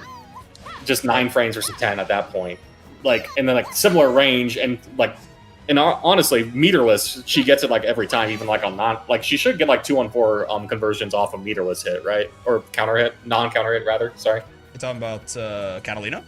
Yeah, Catalina far heavy into like non-counter hit into like converting meterless. Oh yeah, absolutely. Like, see, like at that range, I would be questioning myself if my 2-1-4H is going to connect. It happened even in our matches, right? With far light in this range. So like. That's one of the best things about her, I think, is her conversions from range are incredible. Like, they just work all the time, basically, no matter what. Like, off anything, you always get the conversion, and it goes into big damage. Right? If there's one thing I'm going to say, if they're not going to change anything about Sheep, and they wanted to make her intentionally, like, laggy on recovery to, like, compensate for her range, sure, whatever. Just make her consistent at that range. I agree 100%, yes. That's like my big wish list for Anila, too. Like, I don't know why Catalina, who has faster buttons, doesn't have this issue, but then, like, Anila does, where they're trying to incentivize playing at that range. Like, sure, we'll play tipper range. Sure, she has a spear. Of course she wants to stay at range. Why not? Yeah. but when it doesn't work, it is a problem. It is. I think the problem extends across all of her buttons, right? Like far L at max range, you run into trouble as well if it's not counter hit, if I remember correctly. Like non-counter hit is the issue. Like we can do it with like it's a little weird, right? Far M as well. Like it's more like when you're like, it's like at max range it has like it can be iffy, but like the real kicker is when you use it to like call out a mash, right? Yeah. So like. You're like you're right outside of like Anila's far light range to like connect on the body itself, but like let's say the Catalina does far light herself and you catch that, that is the range where it starts becoming an issue, right? Yes, yeah. And that's where again, that's the range where this character, supposedly these kind of defensive Shotos, like they're supposed to excel at that range where they stand, right outside of your button's range, whiff punish you, and then kill you. Again, she does this very well. I mean, even Jita does this pretty well, right? Percy does this pretty well. But Anila does struggle a little bit in that aspect for sure. It's like, sure, we can be that playstyle, we can have trade-offs. I don't mind if they just, like, if that's the vision and she's never that strong because she has these trade-offs, whatever. But why can't we not do it consistently? I agree. So do you think the main thing with Anila that's good is just the far L? Or, like, I mean, what else are, like, highlights of the character, you think? What makes her interesting to me is the ability to play the 2U 6-6H range for matchups. It gives me, I like the flexibility of it. She's a Shoto, right? So she wants to play like mid-range, but because of the threat of 2U and 6-6H, and not necessarily even landing it, just like threatening it at that range, consider what other characters that like are not zoners have to deal with you when you're sitting at the 2U 6-6H range, right? Yeah. What is Catalina? A fireball, basically, really nothing, right? Like a fireball, maybe. Like the fast fireballs are like a little annoying, I'll admit. But like, if you don't even like have the fast fireball, it's like, and like you're stuck in corner and I'm sitting here. What do you do? Yeah. I mean, nothing you got is going to be as fast as 6-6H from that range too, right? Nothing 6-6H. Like, it's 15 frames for activation, but at that range, especially if they're just like only taking like a step forward, like a micro walk up to try and take space, it'll still be safe space to like -3 or something like that, right? Yeah. Just. It's like that's what makes it interesting. Like you don't have to do this for every matchup, right? But there are some matchups, like against CAG. Like I'll go back to CAG because I just fought a bunch of CAG yesterday. Sure. CAG, like a lot of CAG's counterplay in defense is trying to like jump over you to like set up a trap to you to like sweep your feet. But Anila, I don't have to engage with any of that. I can force you to engage on my terms, right? Right. Like you get like knocked down, and like I just back up the 2U range, and if you're not contesting that specifically, it's like. You're forced to play Anila's game. I know we're not really threatening much, but you're chipped out, and if the timer goes out, you die. Because you're like, you'll get timed. I actually have like a decent amount of timeout victories in this game, or at least threaten it, because of like Anila specifically. Like, we're not threatening much, but chip damage when timeout is actually a win con. Yeah. It's a win con I've learned to use better. Like, in our matches, because of like Ladiva, like, usually Ladivas will try a Lariat at some point. But if we're going to use like the Gabagool matches, like, where he'll be insanely patient, and like, if I don't like give him like a freebie like 2U randomly, and like I just sit down, our matches will go to timeout. Yeah. A decent amount of the time. I think there's something that like a lot of these defensive characters, the whole idea of them, the reason they usually have like big range buttons too, is they want to fight you from a range where you can't fight them. And then Anila kind of takes it to the extreme with shit like this, right? Like there's no real, besides Fairy, there's not really normals that are going to be engaging you from here. Right. It's like, like Fairy will engage and then Matera shoots me in the face. Yes. And like the most that will happen is like, at least if we're gonna use the Catalina, she has a U fireball that can call it out, sure, but like that's 50 meter, and if I block it, you wasted 50 meter, right? And I'm willing to like try and just reset it. I'll take the 50 meter trade off. Are you kidding me? Absolutely. 50 meter for like blocking? Why not? I don't mind. Yeah. Yeah, and especially in those matchups where you're being annoying, chances are you're not threatening too much either. So I'm willing to just play it super slow. Like, I've been given a lesson of, like, just slow it down and just play to Anila's strengths, right? And part of that is just being willing to play that spacing more. Like, you don't have to play that spacing every time. Like, I can still get in your face and run, like, typical pressure, close light. Like, against Basaraga, I have to do close light pressure, right? Not really a good idea to space him out. Yeah, I'm not going to space out of Basaraga. I'm not spacing out, like, a Belial, because he's just going to U-fireball any of my gaps, etc., etc. Oh, gosh. Yeah, I mean, to me, sorry, no, finish your thought. Just the main appeal is versatility for a Shoto. Like, I know people say Shotos are white bread, you just run your game plan, but Anila's been interesting to me. And the reason why I stuck with her is that she has more options to handle stuff than people give credit. It's just not flashy. Right. It's just it's not flashy. It's no Grimnir setup. It's no whatchamacallit. It's not Zeta shenanigans. It's not even like Belial like making like stuff look cool, right? Belial like is a cool character. I'll give him credit. I fuck with Belial. Yeah, I wish he was a little bit less rapey, but like otherwise, I fuck with Belial. it was really helpful for me when I learned that he actually turns out he's like saving himself for Lucilius, which is in many ways, you know, it makes everything he says makes feel a lot, you know, like he's kind of all bark no bite. He's not actually gonna harass anyone. We take that. Yeah, exactly. But like, at least from like gameplay perspective, Anila is definitely like, oh, truly, she is white bread. But I like, I wouldn't say white bread. We got a little Parmesan on there, you know. A little bit of Parmesan, yeah. Like some, it's like a garlic bread. Yeah, like a garlic bread, right? No cheese, but a little bit of garlic. A little garlic to keep it interesting. Yeah. It's just, you know, at that point, if people are looking for spice, they're just going to look for like a different like character altogether. So I understand why it's like not the biggest appeal point. You know, when people say they play sheep, it's like, you know, haha, sheep, I throw sheep at you. That's like the main appeal currently. It's cute, yes. They like the sheep, and they like the lady with the large boobs. Yeah, exactly. It's like they either like the draft features or they like the sheep. Draft features. What a diplomatic guy. The draft features, he says, Chad. Keeping it stream friendly, you know. I'll talk up. It's not my stream, so I'm not gonna get you in trouble by saying the funny words. We be doing shit, man.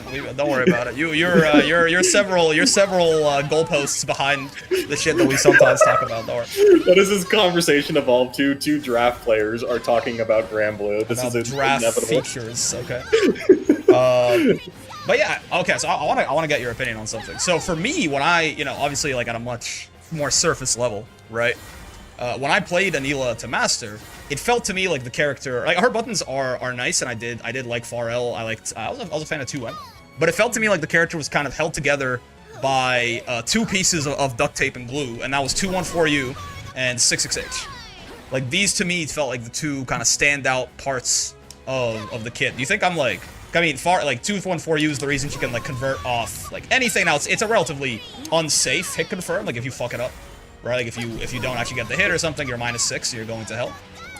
But it felt like it was very important for a lot of her combo routes. It was very important to like getting any kind of threat on her neutral in the mid range. And 66H kind of similarly let her, you know, it would be this very over centralizing kind of move that you'd be worried about 66H from all these ranges, and then once you were too concerned about 66H, then she could just start running in like, you know, running in and doing regular pressure, or, you know, jumping on you or hopping on you or throwing you or doing like anti 66H kind of stuff.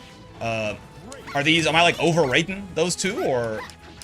Sounds about right, especially if you did your run before Season 2 changes with, like, 214H. 214H, I can complain about 214H not connecting sometimes, but it used to be a lot worse. To the point that the saving grace was 214U, yeah. The reason I'll even bring up 214H now is, like, we just don't have, like, the full, like, connections now, which is just odd to me that they don't give it to us. But otherwise, like, the fact that we can like get meterless off of it before, for, like at better ranges than we used to, right. Is a big buff to her strength.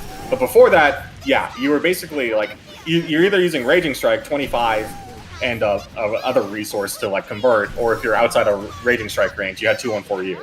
Right. It was the only saving grace. It's just, you know, the cash out, her ability to consistently cash out was just lower than that before. But I feel like 214H isn't like in the mid, like, even now, like, even say hypothetically that they fix 214H entirely, and it's converting from like max range on all of your buttons all the time.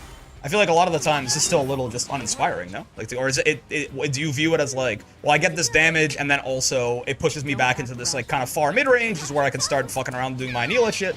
So it's like less about the damage it does, and more just it kind of puts you right back in your kind of ideal situation in most matchups, unless you're talking about like Matera or. I value map space is the other side of it. So like off of like neutral, like from round start, it's not going to matter. But imagine that you like on the first interaction, you do a 66H, they get push blocked.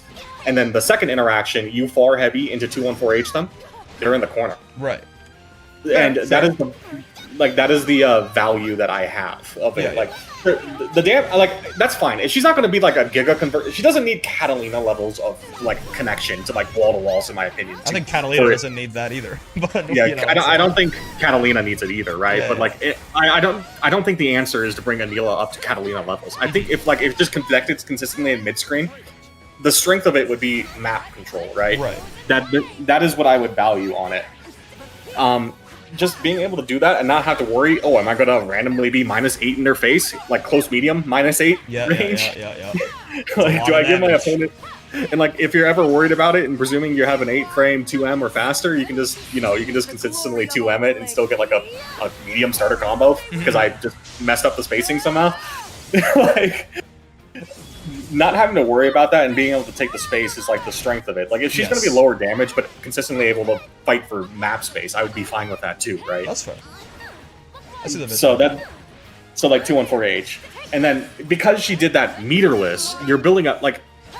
I think one of the most undervalued skills in this game is the ability to walk at an opponent and generate meter. Right. It is. This is like a skill I've just been like cooking for a while. Like I still get like dash checked, obviously, but I've learned to just be able to walk at my opponent, like especially pre-214H changes, to walk and get meter. And I've had my other friends like say like, Greg, I don't know how you have so much meter in a given round. It's like you have like 200% meter every time, and it's like I learned how to walk at people. This is something especially that I like to point out to people a lot. Yeah, people don't even. I think a lot of people don't even know this. That like if you compare like dashing, you build meter dashing for sure, but like it's very, very gradual, right? Versus if you walk at someone, it's like actually 5 to 6 times as fast. It's like insanely.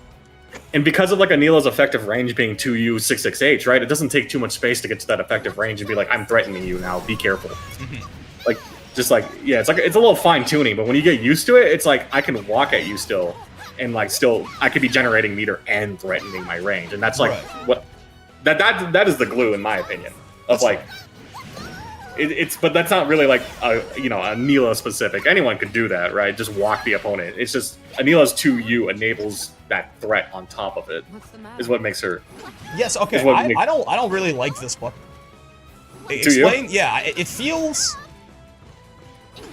I guess it feels like it's incredibly sluggish. It's pretty easy to whiff punish if it goes wrong.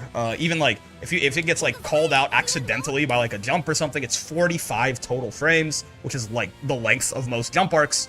It's big, but I don't understand what's good about this. I suppose I need to explain. The main strength outside of like if people are looking for it, it's one thing. Here's my favorite thing to do: whiff punishing. Like preemptive whiff punishing. So like, okay, let's say you're against a CAG because that's fine. Okay, sure. CAG is 2Uing at you when you're like in neutral, right? You know it's coming. Do you know what Anila can do to like counteract that? We can easily whiff punish without ever getting hit by just 2Uing their 2U, and we just take the 214U conversion because like a lot of 2Us just stick their hurt box out, right? Or even if they don't, it's like -12. So even like Anila's slow ass 2U can both be a good option to like for pressuring, but also calling out that 2U. And that is where I think the strength of it comes. Like if you use it too much, you're just gonna get jumped on, right? That's the truth of it. I'll admit that. It's not a god button. It is a half screen sweep that is slow as hell. I think it does its job. It's just using it to call out like certain actions. Like 2U is the longest poke in this game that's not from a zoner, right? Yeah. So being like, if you don't have something similar, you're just gonna like. It's very easy to like preemptive call out people with it. Is my main strength with it, especially when you get into a scramble. Like what happens with Anila if you're playing patiently. At some point, the opponent is going to just try and rush you down because they're tired of playing the video game like that. They want to kill you for even doing this to them, right? So at some point, especially because of like 6XL being in the game, a lot of people will just start mashing the 6XL button at you. I'm tired of you. I'm 6XLing. And then if they misspace it at any given moment because they're just getting like they're getting like a little frustrated with you. Like 66H can be a call out as well, but I like 2U just a little bit better for the sake of like how relatively safe it can be, right? I see the vision. Do you think Anila would be worse with a standard 2U? I think there's trade-offs, right? Like on defense, she doesn't get like a sweep like compared to like Vera 2U is what I think of when I think defensive sweep, right? Sure, yeah. But I don't think she needs the defensive sweep given that her far light exists. Right. So I would rather her have her current 2U. It's not as easy to use as people think. Like if the opponent doesn't know how to handle it, they'll just get swept all day, and it's like, oh, she's OP. I like if they don't try to whiff punish it, jump it, etc., etc. Yeah, sure, whatever, it's OP. But if the opponent knows how to handle it, and like it's not like a freebie anymore, you have to get a bit more creative, and that's... I just don't think it's like well known that you can like use the 2U to try and like whiff punish these like moves against like aggressive opponents. Like there are the opponents like that'll just like throw out like a far heavy as well, right? Just like random far heavies in neutral just to like try and like catch your run up, right? Like I was doing that too, right? And Anila, if spaced properly, can like just stay outside of that far heavy range and like has the unique interaction of contesting it with 2U still. You're never out spacing an Anila if you're not a zoner, right? So that is what I find useful about it. That makes sense. Like it fills a niche that like nothing else would, basically. Just like having a poke that functions from this far away lets you do things that again are only enabled by having this big of a poke, right? Like you couldn't do this with any other kind of button. It's very rare for it to get counterpoke. Like Beatrix Far Heavy will swipe that sort of thing, but like Beatrix Far Heavy is just busted as a button to be real with you. Nice button. But like it takes that level of busted to like even counterplay it with a Far Heavy specifically. Otherwise, a lot of people just get their toes sniped. Yeah. Or if it's like a lower reaching button, it doesn't even have to be their toes. You can like just hit the recovery. Also fair. All right. So wait, what do you think is why is Anila? You know, best far L in the game. The abilities to play at like these ranges that some other characters can't. Right, a little bit of shenanigans with like 6/6H, you know, decent-ish conversion ability in some cases. All this, but what's rough about her? Do you think? Like why? Because you said earlier you don't think she's bottom 2, but you think she's probably like still like bottom half of the cast somewhere in that kind of bottom 10 range. What's she struggling with? Recovery frames. 2U, I'm not mentioning 2U on this. It makes sense that 2U has that level of recovery. Yeah. Well, why does Far Heavy have 24? Why does Far Heavy have that ridiculous? It has that many recovery frames and it's -12 on block. Yeah. Why? Very Far Heavy is -15 on block, so it's in the similar ballpark, but has like the full range effect. Why are we -12? Yeah. As it is, there's nothing particularly except, it's 10 frame startup, which is on the slower end. Well, it's on the slower end, but it's not like, it's not like a Belial or Catalina or something like that where it's 9, or Grimnir where it's 8, but Grim's is a little slower. And then, it's got more recovery than the 2 buttons I just mentioned. It's more minus on block. I guess, that. So it's like, okay, then the thought process goes, okay, I won't use Far Heavy. Far Medium is still 16 frames of recovery for that, like, why is it 6, it's slower and has more recovery frames, and against good players, they will just whiff punish me to hell for it. Right. And if I notice they're trying to whiff punish me, and I just try to take walk at them, they'll 6XL me, right? The existence of 6XL is what makes this what makes this triangle annoying in my opinion, because I can note I'll try and counterplay the whiff punishing by taking space. Their counterplay is I'm walking towards them, they 6XL me, and I have to hold that shit, right? Right. That is the most annoying thing to me about having recovery. If 6XL didn't exist, I would be fine with it existing, because it would be oppressive if not. But the 6XL button, just allows it to basically make it not in my favor to play that. And the reason why I try not to engage in the 6XL war too much myself is Anila's 6XL isn't the worst in the game, but in terms of how far it goes compared to the rest of the cast and how long it takes, it just loses the 6XL war. If you get into the 6XL wars with other characters, you'll notice this against Catalina or Belial. You just lose. You just outright lose. You can see how much less, how much further away Anila ends up here, right? Compared to Catalina, who's nearly touching her from Mount Start. Yeah. It's so I'm incentivized to not get into that war because it's not as good. So sure, whatever. But then the pokes that I'm using to not play that game are easily whiff punished too. It's I don't think her far M is maybe it's because it's got the 5 active frames too, so if it whiffs total, you're going through the 21 frames. 16 is actually pretty low, no? That's actually pretty good recovery on a far M, I think. I might be It is just because of I don't know, maybe it's just the players I fought then. I think it's just at that weird range where it will get whiff punished if the opponent is good at whiff punishing. Oh, absolutely. Yeah, I mean it can. Don't act rashly. Again, I think if it's whiffing too, you basically add all the active frames to the recovery, right? I mean the whole thing. 29 frame total, right? Pretty much. It is, and if you're looking for movement at that specific range for like whiff punishing, like ideally with whiff punishing, you're not really focusing on the move itself. You're just looking for twitch movement, right? At the far medium range for Anila, it's not like I can like counteract you like trying to whiff punish, right? There's no like layer 3 to this. It's just you send your far medium in return, and I die for it. Right. Like if that was a far heavy, same thing, right? You're just gonna far medium it out, right? Yeah. Or you know, with like Catalina's sake, even like a far heavy, and then I'm eating crap for it. Correct. Yeah. It's. Does far heavy even give you anything notable on counter hit or something to make up for its stats? I mean, we get 2-1-4U even on non-counter hit, but like on counter hit, it's not like we have wall carry, right? Like you'll get the whatchamacallit? You'll get like. Oh wait, cool down. Can you even get like 2-1-4M or something? I don't think so. Yeah. I was thinking Anila in general, her counter, like besides like, you know, if you get far H on counter hit, then like no matter where it is, it'll always combo. But yeah, Anila in general does not seem to get a ton of reward from counter hit, like ever. Like even like here, this is not amazing. Like it's basically just this guy who is like a huge difference between like counter hit and regular hit in my experience. And like with them making so much more stuff counter hit in 2.0, right? Every reversal in the game is counter hit now. You get way more counter hits on average. I feel like if you don't get a lot off counter hit in general, your life got a little worse comparatively, you know? Yeah, it's like one of those things where the system mechanics kind of like didn't really favor her. Like kind of like dragged down because like, yeah, 66H is good too, but like if you're not in the corner, you're spending 50 for it, right? Like you'll get like the refresh, so it's still 25. So basically at the end of the day, sure, we'll take it. It's like not 50 meter, but relatively, Catalina at that point would get like, wouldn't have to use meter at all, right?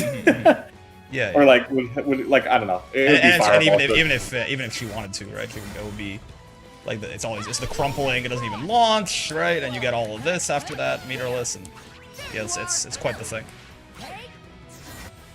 Like, God, it's like for that distance, it would cost like 100 for like for Anila, right? So like even like just value out of meter is just different too. It's a weird spot to be in. It's just that she just functions just enough where compared to like Vikala just optimizing new jank every day, and then Mirror's just BC win the neutral. Like she's like in that awkward like void zone of like, she doesn't need too much to be well off, so she's lower on the totem pole priority. It's just it sucks to be stuck in that zone, is what it feels like. I guess, how much do you think, like, how big of a deal would it be if 2-1-4H just worked all the time from anywhere? Like, is that, you know, is it like, oh my god, she's so much better now? Or is it just like, oh, that's nice?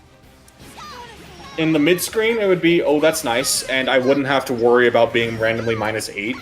That would be nice. I still think it would be fair, though, because at the end of the day, we don't have Catalina wall. Unless they did something insanely different. If they only changed 2-1-4H, we would be fine, in my opinion. Right. In their current state, 2-1-4H still gets good combos in the corner, right? So, like, that's fine. You'll still get good combos. You can still cash out, which is what she needed, because prior to this, it would be really damn hard to, like, cash out because of you needing 2-1-4U, right? So I used to never get SP. Like, I used to never get, like, 2-1 or super enders for my combos because I needed to use 2-1-4U sort of thing, right? Fair. Like, unless I got lucky and they got, like, a random call-out with, like, close heavy. But, like, any, like, far heavy, like, spacing trap, good luck. That was the thought process. So, overall, like, it's an overall improvement to the point, like, I don't even care that 236U got nerfed at this point, right? Right. That's how I feel about it. Like, overall, it was annoying to have that shot randomly, and a bit hypocritical considering what's happened now. But at the end of the day, not exactly the crux of the kit anymore. Yeah. Unless they like gave you some, there's other things that are a little bit more useful now. It is always still strange to me when, like, you know, relatively weak characters get compensation nerfs. It always does come off as a little odd, but especially, I mean, Anila's the queen of compensation nerfs at this point. I swear to you, like. I swear, like, outside of, like, the patch that she got 2-1-4U, there's a compensation nerf for her, basically, every time you look at her. It's like, why? Or if it's not, like, even compensation nerf, it's the system mechanic, like, ends up not working in her favor. Right. Don't act rashly. That's fair. All of her combos immediately start combo limit. All but one. If you do if you get, like, a counter heavy hit on crouching, you can do, like, auto combo into 236H and still be on the ground. But otherwise, her combo limit does like start immediately for the most part, right? Yeah, I mean, yeah, the sheep operates as a grounded fireball, like a grounded extender, but you'd have to be basically like point blank in the face. Yeah, basically. There's like that one example, but like on average, her combo is always going to be like starting off of like, let's say like a far heavy into like a 2-1-4H. Yeah, it's just going to start combo immediately, right? Right. Yeah. I think I don't know. I feel like she certainly needs a little bit of love, but I also feel like in some ways, like a way that system mechanics did help Anila a little bit, in my opinion. I'd like to hear your thoughts on this. Is like she does a lot of this. Yes, she does a lot of these like safe jumps, right? A lot of these like a lot of this kind of stuff, like ending in safe jumps with the hop and stuff like that. And those kind of got buffed basically across the board because now if you block a BC out of your safe jump, you actually keep your turn instead of just getting made -6 and going to hell. Yes, but you have to time your hit on it is the trade-off. You can't just let it swing. There's a timing on it. You can't it can't be the first point of contact. It is height dependent, and it is like timing dependent. If I like do it on as soon as possible and you BC, I will actually get a hit out of it because I'm not on the ground to block it yet. I see. So yeah, it's not as free as it might be. It is a strong tool. I appreciate the change. It is definitely a buff in my favor. I'm not going to say it's not a buff. It helps to have, right? You see. But if you did it like as soon as like it would connect on the Catalina, especially like if you do it like from neutral, like on Oki, it's a little easier at the time, right? Yeah. But like if you just like 2-2H at them just randomly because why not, right? We're just testing, and they did it. See? Yeah, you get hit out of it. You have to like delay it. And if you delay it quite a lot, that also increases the likelihood. Like that gives them more time to react and just like smack you out of the air, right? Fuzzy Mash. Fuzzy Mash will get caught by that, or will catch that, basically, if you try and, like, delay it. And the smart move against this, even if you don't have a DP, is the Fuzzy Mash, right? So, that delay to be BC safe is not that free. And at some point, if someone represents Fuzzy Mash on it, I basically just can't use it anymore. Right. Like that. But fair. It's an option, and especially it's a good knowledge check. I like using it as a knowledge check because obviously people don't think about it, right? Like when they think short hop being BC safe, they think Matera hop, right? They don't think Anila hop. I see the vision. I see the vision. But it's worth having. I'm not going to say, oh, take it away. It's not that useful. I will take it. It gives us a reason to use hop in some way. That's like, not just jumping at the opponent to see if they're fast enough to stand up. Yeah, that's fair. Okay, I mean, yeah, I think reasonable. Reasonable takes on Anila, right? One other thing too is what do you think? Before I want to move on to talking about some more like general like game stuff, but I feel like characters like Catalina, characters like Percival, have kind of exploded anyone's ability to evaluate any other Shoto at all. I feel like they look at those two and they go, well, all the rest of them must be complete ass. I've had people tell me that Grant's buttons aren't even that good. I've had, he's only okay. I had, Anila is bottom 1. Jita is ass as well. Jita's got nothing. I don't know what's happening. And my guess, I think, is that people look at, they look at her, they look at Percy, and they go, what? I mean, Anila, like, oh, Anila's buttons are, they might be good, but she doesn't have this, but she doesn't have, this, aka she must be garbage, right? What do you think about that? Truth in it. Like, there's truth in it, right? Like, her buttons are like a tier lower on average. Outside of, like, the ones I've mentioned, like, I think 2U and 66H and Far Light are her, like, godsend buttons at this point, or, like, allow her to be different enough to be worth considering. But, like, if we're just talking average buttons where people really aren't considering those specific things, it's like far medium to far medium. She gets outclassed. Like, if you want to talk about far mediums, let's talk about Belial far medium, right? Also true. The spacing trap killer is what I love to call that thing. 6 frames from up close, it is quite something. What a choice for a 6 to a far aim to these 6 frames from like that, like sort of up close to mid distance. Yeah, I feel like there's certainly truth to it in that Anila's buttons are worse than Catalina's or something like that, but they're still better than most of the video game. It's kind of where I come at it, Like Anila has a good, like she compares unfavorably to like the best buttons in the game, but I think because they share an archetype, people go, what? It's all that, and then just the lower average damage. I think the only one that can be compared at that point would be Jita's damage, which is why she kind of joins that bottom of the barrel. Jita hits a little harder than Anila. I've played both of them. Just like, if we're talking like regular hits, like not cash out, like like a heavy cash out, but like on regular hit, even like Jita when optimized, will just be like a wee bit better, right? Jita gets close L, close H, which is a big deal for some of that damage and some of those combos. Yeah, it doesn't have to be crouching, right? It's just, I see a close low, I can close heavy. Yeah, I don't need to I don't need to check if it's like, whatchamacallit, crouching or not. Yeah, I get you, and that makes like, especially since it's like the second hit, so proration works in your favor. And then like the fact that it's not 2 hits of close heavy either, messing up your combo limit. And then she's getting like Jita can hit for like 6k meterless in the corner actually, like pretty easily. Which is, I mean, Ladiva can't even do that. So like again, Jita's a whole other. I think Jita is actually pretty good, and people are kind of losing their minds because she's not Catalina and Percy. But yeah. It's one of those things where I see a JP tier list and I actually agree with them. Jita is definitely like underplaced on the NA side of things. And I think part of it just because, Plasma's doing his little bit about Jita. So, and considering the old guard of Jita have moved on because, they're like, there's a decent amount of competitive players. So obviously they're going to pick the stronger character. It's just, with a game with like 36 characters now, right? Because of Galleon, representation for each character is not going to be equal. So getting like properly informed opinions about certain characters that aren't as popular. Like this happens with Henri, right? People consider Henri a top 12, but outside of like the EU boys and like some JP players, who plays Henri? Like, if someone like told you, oh yeah, Henri's like a top 7 character, most people wouldn't be able to contest you on that. It's like, huh? They just don't know what he does. Yeah, cool. And they just try him in training mode, and they just see that he has like slow normals and he shoots fireballs. It's like, what's so good about this guy? Right. So it's like it's hard to like explain for some of these characters, and like unfortunately with Anila, like, have you seen those like charts of like distribution of players per rank that the Grand Blue guys have been putting out, right? Yes, the official one. The official, yeah. I'll take a look at those a while ago. Yeah, like. The general trend for Anila is that, like, in the lower ranks, she's reasonably popular, because, haha, funny sheep girl. Yes. But there's a decent drop-off overall at some, like, point. It used to be S++, but ever since the Master change, it's, like, hit the Master rank. Yeah. Where people will just drop Anila when they realize her fundamental flaws, especially in comparison to the rest of the cast. Like, sure, it's like not like you're, I'm going to play Jita now, Anila sucks. It's like, usually they'll just, like, look at Percival or Catalina, and that's kind of like the pipeline, right?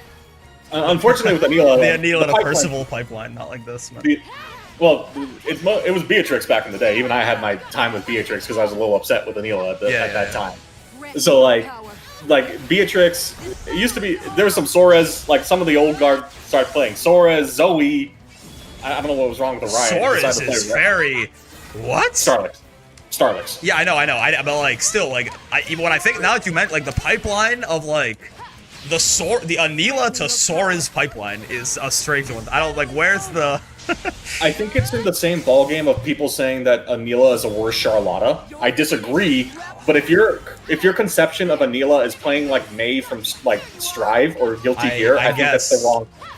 I think that is the wrong way to like denote her as a character. But if your vision was playing her like Mei, kind of like more in your face, use the sheep to get in your face and continuing pressure, that's what caused that initial pipeline. I disagree, but like when it happened, like when like Starlix was happening, he's like one of the people that taught me to sheep, but then he's like, I'm not really feeling the playstyle, I'll try Soares more. It feels like a better version of Anila. Yeah.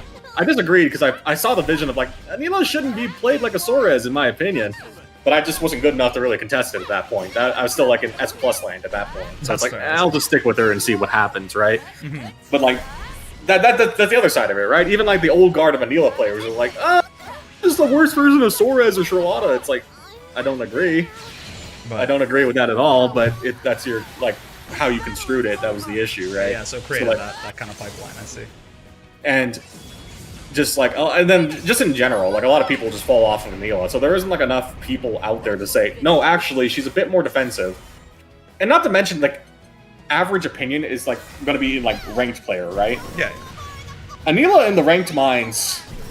I don't know what I want to say out loud here. What are we getting at here? I don't think it's played optimally in ranked, and that's the reason why that chart of like matchup is the reason why we're at the second lowest. I don't think it's played optimally, and the Anila players themselves, on average, are just climbing for GM, which is fine. That's fine. I'm not saying, oh, you're casual, screw you. Yeah. But because that's like the average player, it skews the data downward. I don't think Anila has the second worst matchup spread in the game. I would be surprised, yes. I mean, I'll tell you who I definitely don't think has the worst match. I don't think Galleon is the worst character in the game. I'll tell you that for free. So yeah, that chart is fun, but like certainly you take the data with a grain of salt. It's like, it's one of those things, like, you can't take it as gospel. It's just raw data, right? Exactly. But I think that it's more telling of the ranked player base, because I don't think, like, at some point, like, there's going to be dedicated players for each character that will, like, skew the results upward. Like, speaking of Soras again, Saku exactly. contributed, like, 5% of the total Soras matches or something, like, ridiculous like that. I think it's like if Avaris took him out, the win rate for Soras went down by, like, 7% or something. It's, like, insane. Something, like... Yeah, because he had like the most crystals in the entire season, from what I saw. So a little ridiculous, right? So like, but like in general, I don't think it's like I wouldn't use it as gospel. I like using it as like a good like marker to for discussion, which is why I bring it up. Yes. Anila, like there are some that I could see being like true, like okay, like Grimnir being like a 40% or something like that, or like less than 40. Yeah, sure, it's a terrible matchup. Yes. But then I saw like losses against like Vera or something, Zoe, with like matchups I would consider even or even in our favor slightly, and like it was like showing losing. It's like, what do you mean? So that kind of like tipped me off on like what was happening here. Yeah. And, like, but that's like the perception. Like that's going to be like what most people are going to use as their like, you know, guidepost for like matchup knowledge, right? Oh, I fought this GM Anila and I just trounced all over him. But, like, it was, like, Beatrix versus Anila, and in theory, I think we win that matchup, right? Right. But it's just, if the Anila isn't playing truly, like, optimal, it's going to be, like, hard to prove that, right? Like, even, like, in this matchup, I don't agree with Riazo saying this is a 4-6 for Anila. I think it's reasonably annoying for both of us, right? There are things like Ladiva? Ladiva versus Anila. Yeah. Like... I don't agree, like, but my ability to, like, show that consistently is definitely rough, right? Because at the end of the day, if I'm not hitting optimal combos 100% of the time, I'm, like, shooting through your health. Yeah, it gets tough if you're not optimizing everything.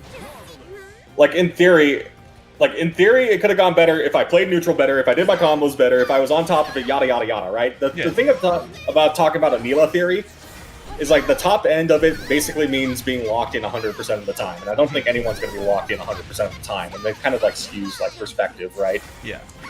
Like, oh, Anila has long range pokes that can keep the grappler out, right?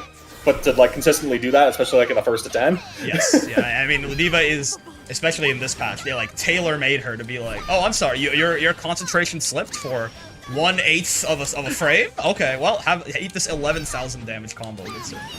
Like I'm not gonna say I'm perfect, right? Like I had my unk moments. I had some moments I dropped because that was just me being like skill issue. That happens, right?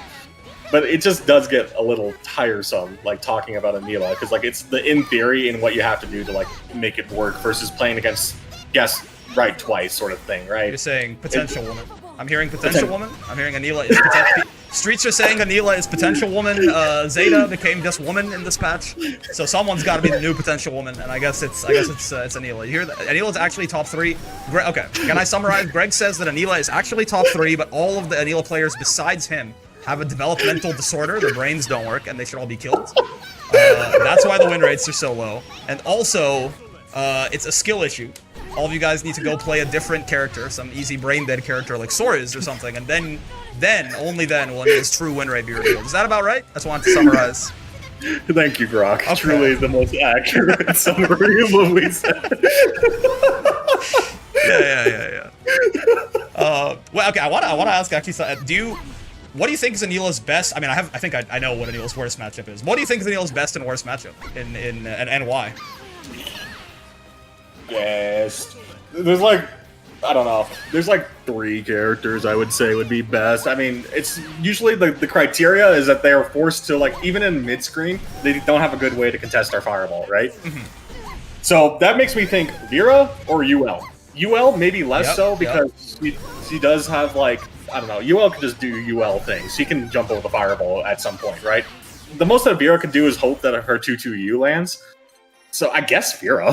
Yeah. It's honestly what I like, just off the top of my head. Like, if I were to look at the cast real fast, let's take a look.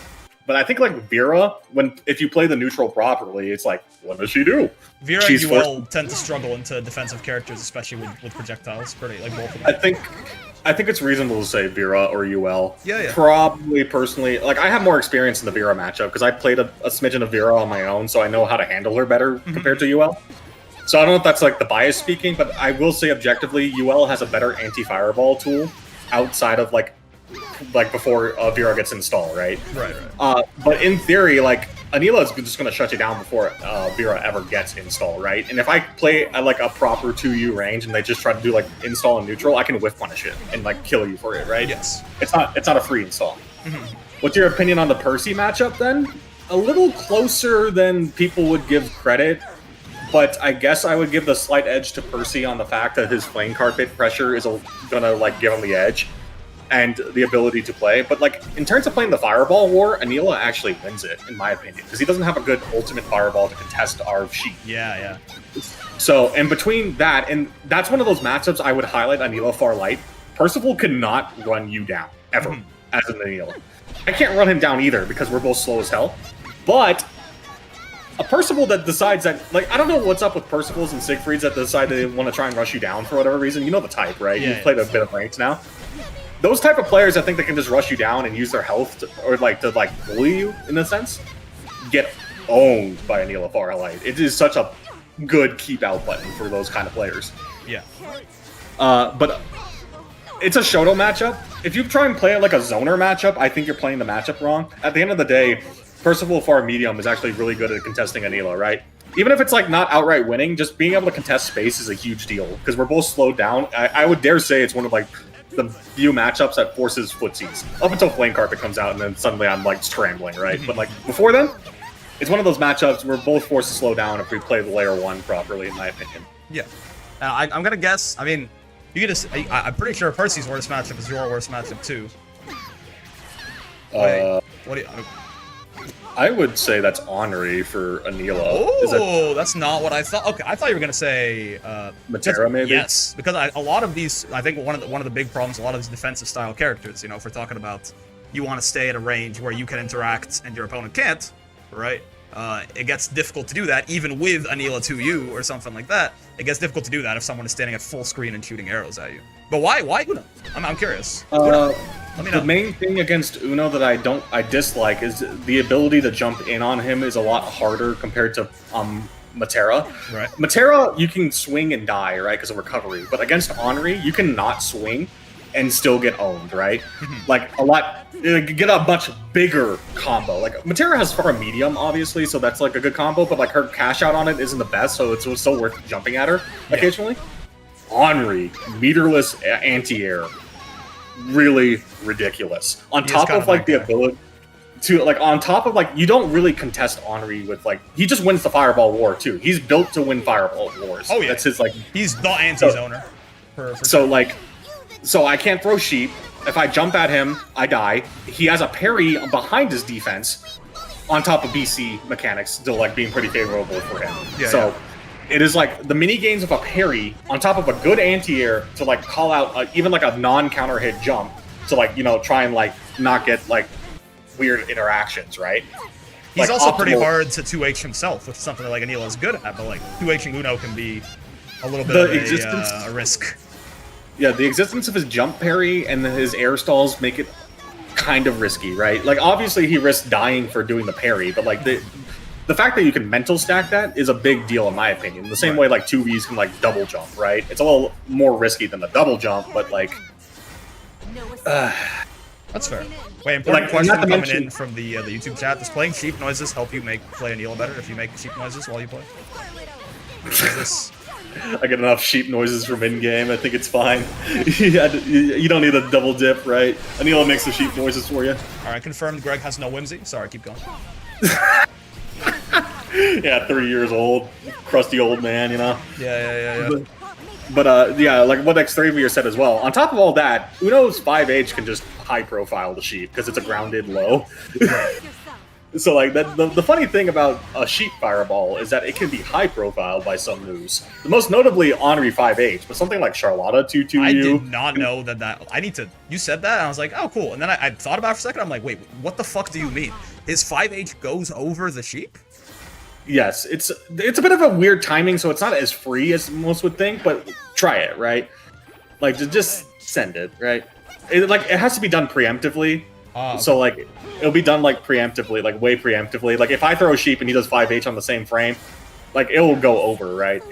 And it's a bit, it's probably harder to like lab out without like going, and it has to be like a bit closer on it. What? It's like it's janky, right? What the see, fuck? There it is. Huh? It's yeah. Wait, but his. Oh, I didn't realize his hurt box shifted. Oh, I did not realize this move was a hurt box shift. Oh my, look at that. Yeah, oh my god. It looks wrong, but that's just how it goes. Look at his hurt box. It's oh my. It's Lord. you're like he's bringing up his feet technically, right? Like it's just his cape, and it's just his cape, I guess. He's just a little guy. So, that's a low crush. What yes, the fuck is this? I don't know, Zen. It's bad, is what it is. This character's top 1.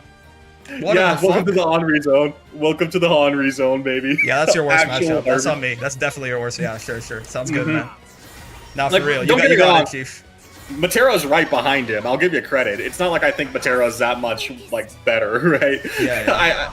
It's just if you told me I had to fight an Henri or a Matero, I'm going to the Matero mines. It's just, especially an Henri that knows this stuff. It's like I know people don't like calling it like this, but I think it's a legitimate 7-3 his favor. This is the only 7-3 I'll ever say for this ever.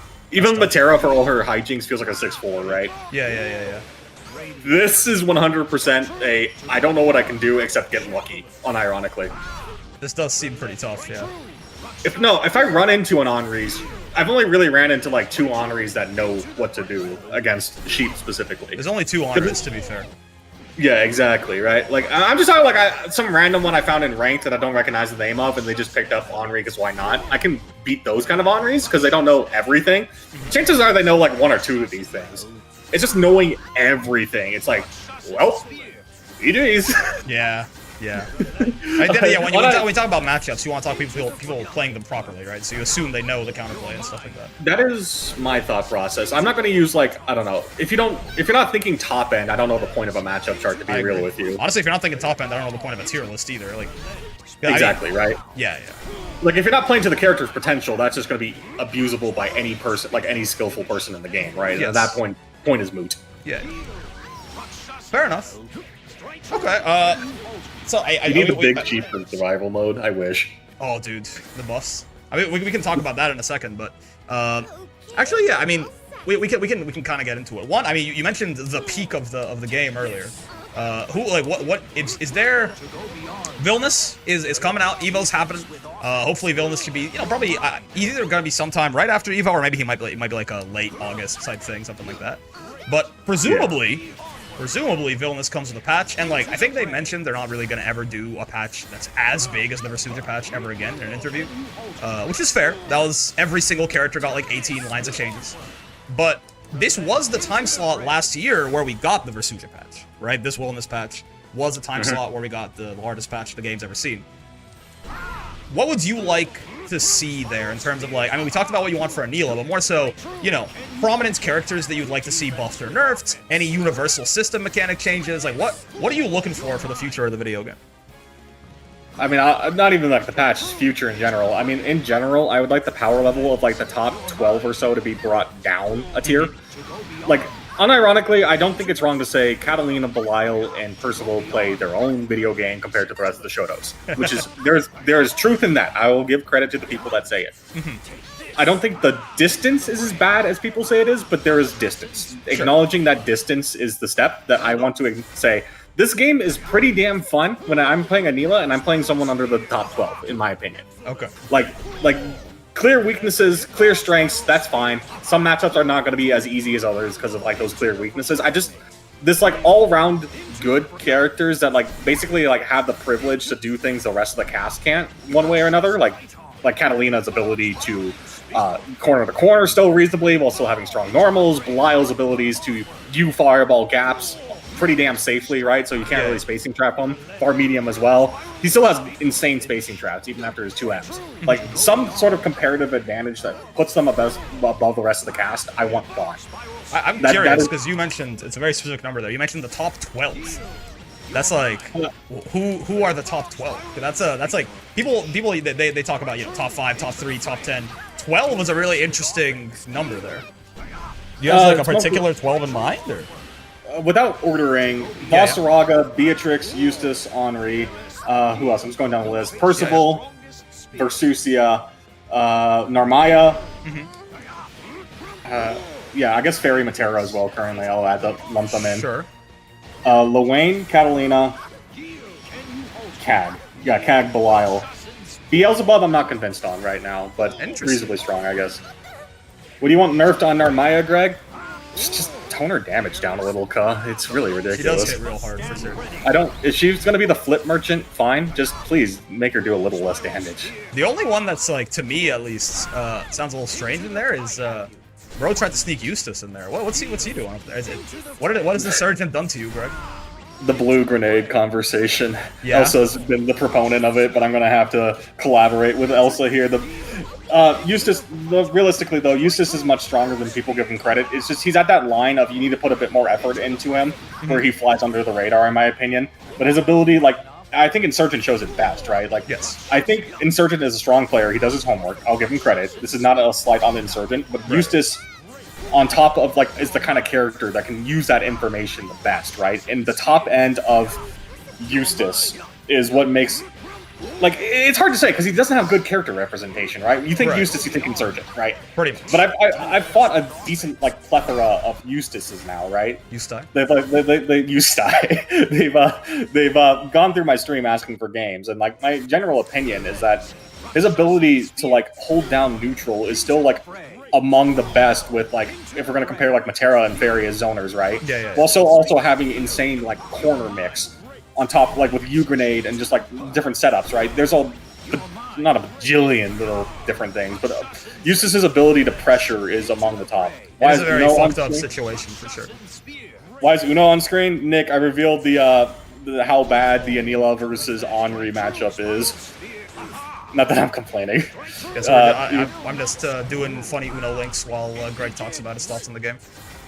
Yeah, but Eustace is, like, I don't know. You can make an argument that he's not in that grouping, right? Because, like, it does require a bit more effort at the end of the day to make him work. Yeah, far heavy going over sheep. Yeah, I just learned about that, Nick. What the fuck is that? What the hell? That's crazy. Should not be. Like, Eustace has counterplay, and it's just the counterplay. You have to be constantly on guard, right? Like, oh, you can punch the Eustace out and see if he's going to do a blue grenade versus yellow grenade versus red grenade. But the counterplay is meaning you have to be on top of the reactions, right? You have to be aware of what he's doing and be ready to counterplay. And if you don't, well, he gets to run his pressure. And pressure, especially with red grenade, good luck. Right. And then U grenade shenanigans. Blue grenade is blue grenade is very underrated as a overall thing. Like, presuming you're not, like, one of the people talking about it explicitly, right? I think a lot of people don't realize how strong the blue grenade is in neutral as a, like, hold you down button, right? Sure. So he's reasonably strong in my opinion. It's just like, you know how Versusia was before when Catalina was top 3 is how I feel about him. Versusia was still strong, but Catalina took the spotlight, right? Right. In my opinion, Matera and Fairy are strong right now. So that's kind of covering for Eustace. Blue Grenade Travel Arc is criminal. Yes. Fair enough. Okay.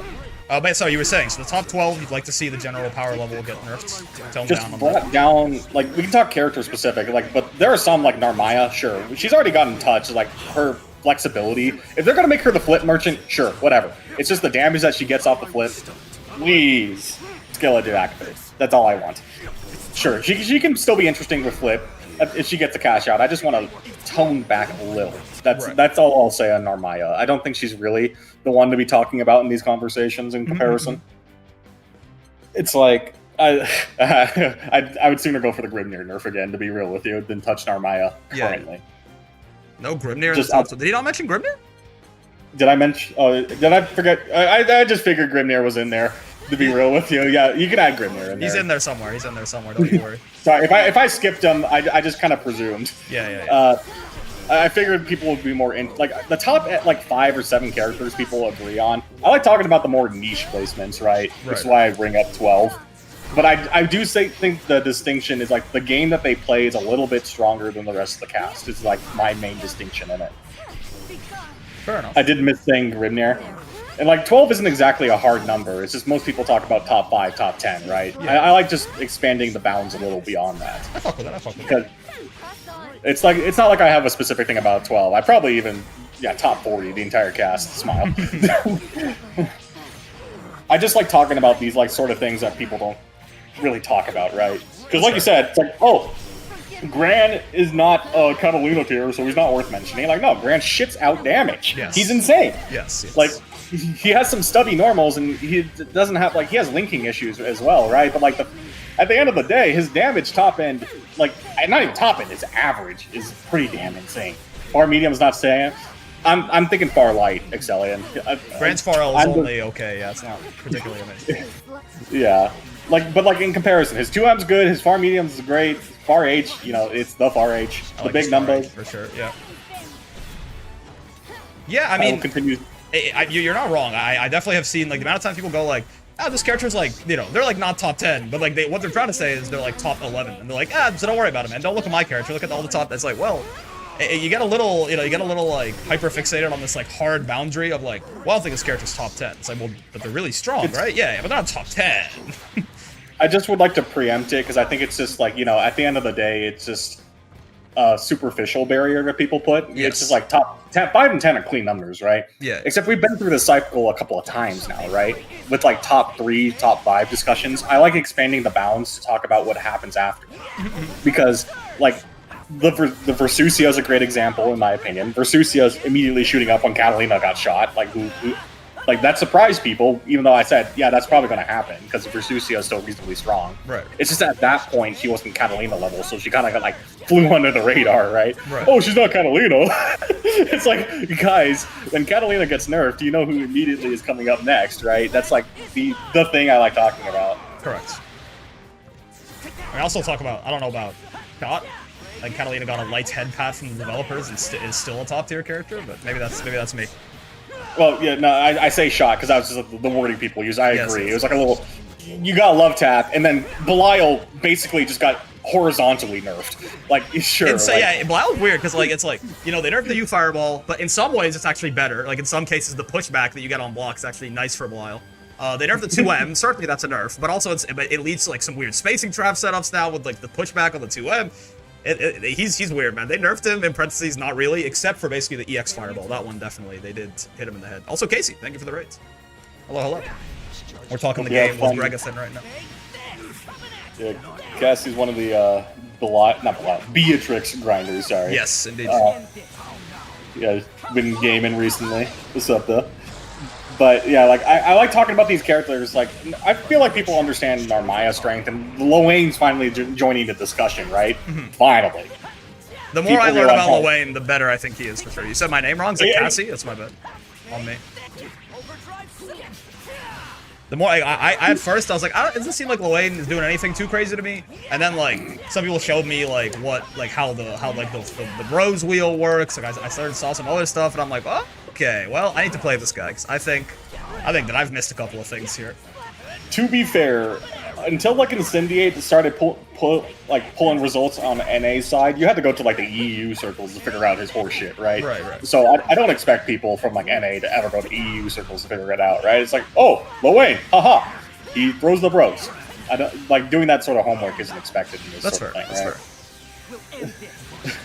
So, but, like, I've seen this one coming from a long time away. He's a little ridiculous, right? He just has so much going for him. He has clear weaknesses, like, jumping at him. I mean, it used to be the 2H argument, but they figure out anti-air stuff at this rate. It's just not going to be the 2H routing usually. Right. But, like, his ability to play with resources is unironically insane. Lowain is the highest health character in the game. It's something that, like, effectively, right, with food, especially since they got food setups, right? Their Oki is taking like 2 or 3 hits of food and getting meter or food or HP hits back. Of food. I love that. They're taking hits of food. Yeah, because, like, I noticed that as Anila, because you're kind of almost forced to chase him down, right? Right. Like, you're either going to be playing like a boss weight, like a tower defense game against him if you're playing defensively, or you try and like rush him down because he did something fake into your face, right? Right. In theory, I should be playing the boss or the tower defense game. I don't like playing the tower defense game, I'll be real with you. Yeah. But that is like the way to handle it, right? Because otherwise, it's like you just gotta like go wave by wave until you like get into his face. Yeah. It's like his strength. I mean, yeah. If again, top 5 gets like toned down again, like because that's the current like probably like how they're gonna do it. I'm just mentioning the next crew of people they're gonna take it, and I like to avoid cycles if we can like talk about it. I'd rather get it done with one fell swoop. So are you thinking because the Galleon patch was like, you know, they nerfed like 3 people and they buffed like 4 people. Do you think it's going to be kind of that same scale? If they don't want to do a 1.5 level, that's fine. I don't think every character in this game needs that level of tune-up again. Right. I just want something more than Galleon. Okay, that's fair. I don't know, some in-between. Like, half the cast could use something. You could talk about the obvious tone-ups and tone-downs.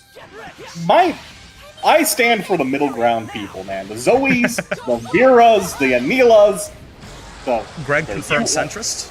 The Sorizes, the Soris. Okay, wait, hold on. Huh? He's strong. Huh? He is strong. Hold on a second. He's trying to... What? He's sneaking... What, huh? I'm not strict. I am not... He... Huh? Oh my... No. He has some insane examples of like a Catalina and Versusia. I'll give you that. He is very easy to zone out otherwise, though. Alright, man. No. That's fine, bro. That's fine. You go ahead. I will die on this hill. Okay. Because quite simply, if Anila can keep him out consistently, because just of having a DP, Soares is a mid tier. I agree. That's a weakness, though. We want that. I would like. I don't know. He's in like that weird zone of like, it's not as bad. It's not like as bad as like, let's say, Galleon's like ability to play the video game, whether it's like sink or swim. Right. But he definitely suffers from that like one-sided nature at times. Presuming your name's not Saku or Skill or like, what's the EU Skyle or whatever his name is. I think it's Skilled. I say it's Skilled. Well, yeah, the EU Soares, right? Like, Correct. Obviously, there is potential behind him, so I don't want to give him too much, but he's definitely in that weird... Soares is the best character in the game. Frank's video told me that. That's true. The matchup chart said he was top 1. I don't know. They're gonna buff Soares. They're gonna buff Soares again this patch, and everyone is going to regret it. I promise you. To be honest, that's probably the direction it would happen. It's just he's such a... They keep buffing him every patch, and every patch I go again. It's mostly just because, unironically, just down backing against him is very strong, right? Sure. I think the biggest issue that people have with Soares is they mash against him, and he's the do not mash against me character. He will kill you for mashing in 17 different ways, sir. He's like, it has a big sign above his head, if you mash, you die, and people still swing. That is like my main thing right now. Just like Mr. Punchman, if played properly, he gets BC'd out easily, right? He is like, weak to BC. It's a lot of his like plus on block, like special pressure. He gets counter hit BC'd in particular too. Pretty consistent. Yeah. Like, and if you have a grounded, like if you have a DP at all, that's like meterless, he's never, ever gonna get in on you. Right. That is like my thing about it. Like, sure, it's going into like he has to only do it once to get in against your DP and catch you lacking, but like, it's not as egregious as some of like the other things. Like, even if you like block it out, it's not giving him too much, right? Sure. If he does like his fast ones, it's not like he's plus, like his L or his H. He's minus. And if he does like there's like spacing traps you have to be wary of. But like if you don't swing and you just like try and focus on DPing it, especially his slow one's really reasonably easy to DP if you practice. Oh, I mean, it's right? I think 29 frames or something. So you're something getting ridiculous. like, if you're frame 1 DP involved, you're talking about like a 28 frame reaction check. That's pretty doable for sure. Pretty lenient, right? Yeah. And it just becomes like a spacing game, and a spacing game against Soares for a majority of the cast is not that hard, in my opinion. It's he's just in such a... Oh no. poor Soares. It's so odd because like when he's strong, right? Like I know my boy Starlix has hit some clips. I've seen those clips. Like it's just entirely based on skills dominance. He's just in such an odd spot. He's like one I will mention. Hey, listen, not me, okay? I was sounding the horn before skill even did anything. I was like, guys, I think this sword's gonna be a problem. And then skill start, at least the first thing where most people outside of Europe would have, oh fuck, I forget what event was it now that he won to qualify into Arc World Tour, right? I forgot the specific name. It's just I remember he qualified for AWT like the main thing, right? It's like some EU. I didn't even know skill existed when I was like, hey guys, Soares seems kind of strong to me. So no, this is not. I truly believe this. But that's fine. Just make his 623X not be like that either. Like his 623X is annoying for catching frame gaps, right? Like 5 frame. It's basically just what Vasaraga has currently. You have to like change your pressure for him specifically, right? Right. But like if you change his pressure, if he's under 50 meter, he's forced to hold that shit, right? That's like the trade-off. And if he tries to do his like 623U, it's like just any other DP at that point. But like under 50 meter, he is forced to hold that a lot more than you think. And if he whiffs let's say he does like the ladder, right? 623L into 623H. If he whiffs that 623L in your face, that's like one thing. But if he does it if he miss spaces and does it on block, a lot of people don't even know how to like punish it. That is like minus enough to punish sort of thing. Yeah. I see. And like the ladder is annoying, like kicking it in neutral to like catch you out. It's like, oh, I'm gonna keep spamming it, but like it's not the god button. And keeping your pressure tight against the Soares is not impossible for the majority of the cast. I'll be real with you. Sure. It's just Soares is more of like one of those checks of is your pressure tight enough to not get kicked in the face, and a lot of people fail that check. To be real with you, right.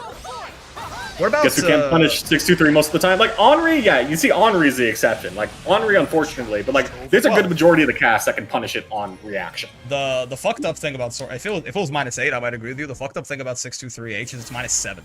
It's actually like if it was like it's not like Uno wouldn't punish it even if it was -8, but. The fucked up part about this is like this shit being -7, like there's there's a good amount of characters who either don't have a 7 frame medium, or again if it's like spaced out a little better, maybe their 7 frame medium wouldn't even reach. You know what I mean? But I see your vision for sure. Yeah, make it -8 then if we want to talk about it. I think it'd be fine to make it -8 to like considering what it does as a 5 frame like punish, right? It should be a double-edged sword, right?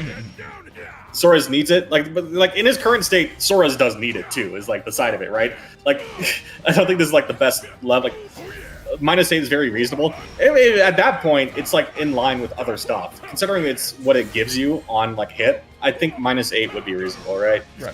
5U and slightly -2. Like, yeah, because you have like the 5U shenanigans on top of everything else, right? Like, he still has other stuff. Yeah. Like, his entire thing is basically like catching out mashes one way or another. So like. That is his current strength. Like the 5U, the 623H in this case, there's a lot that he can do to catch that out. It's not as good as you think. Yeah, it's not as good as you think either, right? Like that's what I agree. I've played this matchup enough to say it is not as good as people think. Right. It's just not being properly punished, or you're not accounting for it enough. And if the Soares gets spammy with it and you're not counterplaying it, of course he's going to keep spamming it. It's a move that you're not punishing properly, right? Even if it's just something as simple as just like throwing it because he's holding it, or not spot dodging if he does like the flex follow up. Like, I'll think about it, brother. You've given me, but I still, I don't know. This fella seems kind of scary to me, but I'll certainly consider the viewpoint. I think it's fine having that damage. It's just if you're willing to, like, what is Soares going to do to open up someone down backing outside of that command grab specifically right there? Right. Like he has chip out. I'll give you points. Soares chip out is very underrated too. He does do quite a chip. He's got like a bad throw bait kind of like it's a throw bait he can certainly die for if he attempts. Yeah, but that like if you do the throw, that gets mashed. I'm pretty sure, right? Like I'm pretty sure Granathan just mashes that on reaction. Yeah, it beats throw teching. It's not as good against strike teching. Usually, even if you don't like get hit out of it, even if they 2L, it'll oftentimes recover in time to block because of the U skill slowdown. He has multiple ways of disrespecting you and ending his turn. That is true, but don't overthink it. Those ways of disrespect are not as safe to do as you think. And if you're willing to truly slow it down and see how he does it, like truly wait it out and like wait for an op. Not just wait once to be like, oh, he didn't 5U, I'm gonna swing next time, and then he 5s you. Like truly being willing to down back and let him like pull that on you. Presuming you're not like, there are very easy ways for you to just like punish the guy. And even if he like, let's be real, let's say you can't punish 623H, he doesn't have a cooldown for you to do your Giga, like he doesn't have a cooldown for you to do like your Giga unsafe stuff, and like you can just mess with him for 7 seconds. For 7 seconds, you have clearance to just run your pressure on him. That's the way I think about it. Chip was all you had in vanilla? I mean, this ain't vanilla, sorry. I'm not going to speak on vanilla when we're talking Rising. Yeah, it's like, a different game for sure. What about actually, no, sorry. Finish your thought. I already lost it. I was just saying, like, it was like, yeah, this is Rising. So I'm not going to talk about vanilla days because I barely played vanilla. I was a guy that played Vera in vanilla. That's about it. Well, I didn't even play any vanilla at all, but I know people certainly do miss it. Something fierce. I was like some B rank shitter at that point. I was just hitting buttons to hit buttons. So it was like I say I play it, but it's like I didn't invest time to get better at it. I was just I like Vera smile. It's like okay, well, two sort of last things here before I'm out of stuff I want to ask you about. If you want to talk about anything else, we certainly can. But one, what about like universal stuff? Like in terms of things you might want to see changing the path, besides just like even particular characters or something you want to see nerfed. Like what about, you know, Brave Counter, 6XL, anything like, you know, do you want Just Block to reduce frame advantage? You know, like what else are you? 6XL, I would like to see it go from a 9-frame startup to a 12-frame startup. Presuming nothing else changes about it, and we keep the +2 aspect of it. I talked about this before in my own chat. The thing that pisses me off about 6XL is not its existence, it's the fact that like doing 6XL into 6XL is so threatening, right? Right. Because like, yes, you can mash on it, but if the opponent is smart and realizes that you're going to try and mash on it, they just do 6XL into like a normal starter and they get a free combo on you, right? Yes. It is very, very not good to mash on 6XL, and it basically is the reasonable choice against someone spamming 6XL on you and pressure like that and looping it to like, oh, you're gonna bite here, not bite, yada yada, is to BC it, right? Yeah. But is that a good resource trade-off in your opinion? No, like, I just hit the... I don't like that. I think that's really bad design. Like, sure, BC keeps it in check, but in terms of resources gained... Someone's paying nothing and getting some plus frames, taking, like, very little risk on. For you giving up, you know, one of your most important resource is certainly tough, right? And if they're going to keep it in the game, because that's just their trademark, sure, I whatever. don't think it's going away, brother. I'll tell you like, I don't think so either. My next hedge is that, personally, I don't like 6XL looping. And that is like I could understand if it's like from like longer than like corner and you're doing it to start your pressure and run because it's like plus frames, right? It makes sense. Right. Yeah, they made 6XL much, so never touching it. Yeah, no, exactly. I made my peace that it's going to exist. My issue is you notice this on Belial's and Catalina's the most because they have some of the best 6XL distance in the game, right? Yeah. Belial is especially crude with it. Because good Belials will realize that that's another tool for them to use, and then they spacing trap you when they, like, if you ever try to swing on it because you know it's fake. Like, it's terrible to swing on it, right? It's like, oh, I'm going to keep shoulder tackling you, you should swing, you know? And then they do a far heavy, and then you die. Right. Or, I mean, if he's in far M range as well, right? If you swing, you get that 6-frame hit window, too, so... Yeah, like, depending on what you think they're going to swing, like, you can get greedy with far heavy is what I'm saying. Like, if they're, like, doing, like, something that is, like, an immediate light button, because they want to, like, hard call it out. Like, it is just so in favor of the person using the 6XL with 9 frames as its, like, starting point that I'm willing to test out. I personally said I personally started with 14 frames just to kill that idea altogether. So, like, if you're going to use 6XL, it's going to be with dash momentum. So you're coming in from further than, like, neutral range to get your pressure started, right? But you don't want people to just do this, basically. You don't want just like spam it. It's not unreasonable to do that, right? Like there's no, like a good reason to do that, right? And like force a DP, like DP, BC, mash something, right? All things that can just be baited out just for like this free button use. Like this doesn't cost meter, it doesn't cost resources, and if you're playing like a character with a godlike version of it, It's very good. It's very Why are you strong. going to press any other button, basically, right? Outside of like intentionally like trying to spacing trap, maybe, but like. I can understand a mechanic being a part of the game, and it's they wanted to add an avenue, but it's not an avenue; it's the pressure starter. Like I've noticed this when I'm fighting like other like players trying to move beyond the intermediate level, they just 6XL, which is like it's not impossible to like call out, but it's not the true strength of 6XL is not just using it like all the time. It can be spaced out. Mixing it in with stuff, it gets using it intelligently.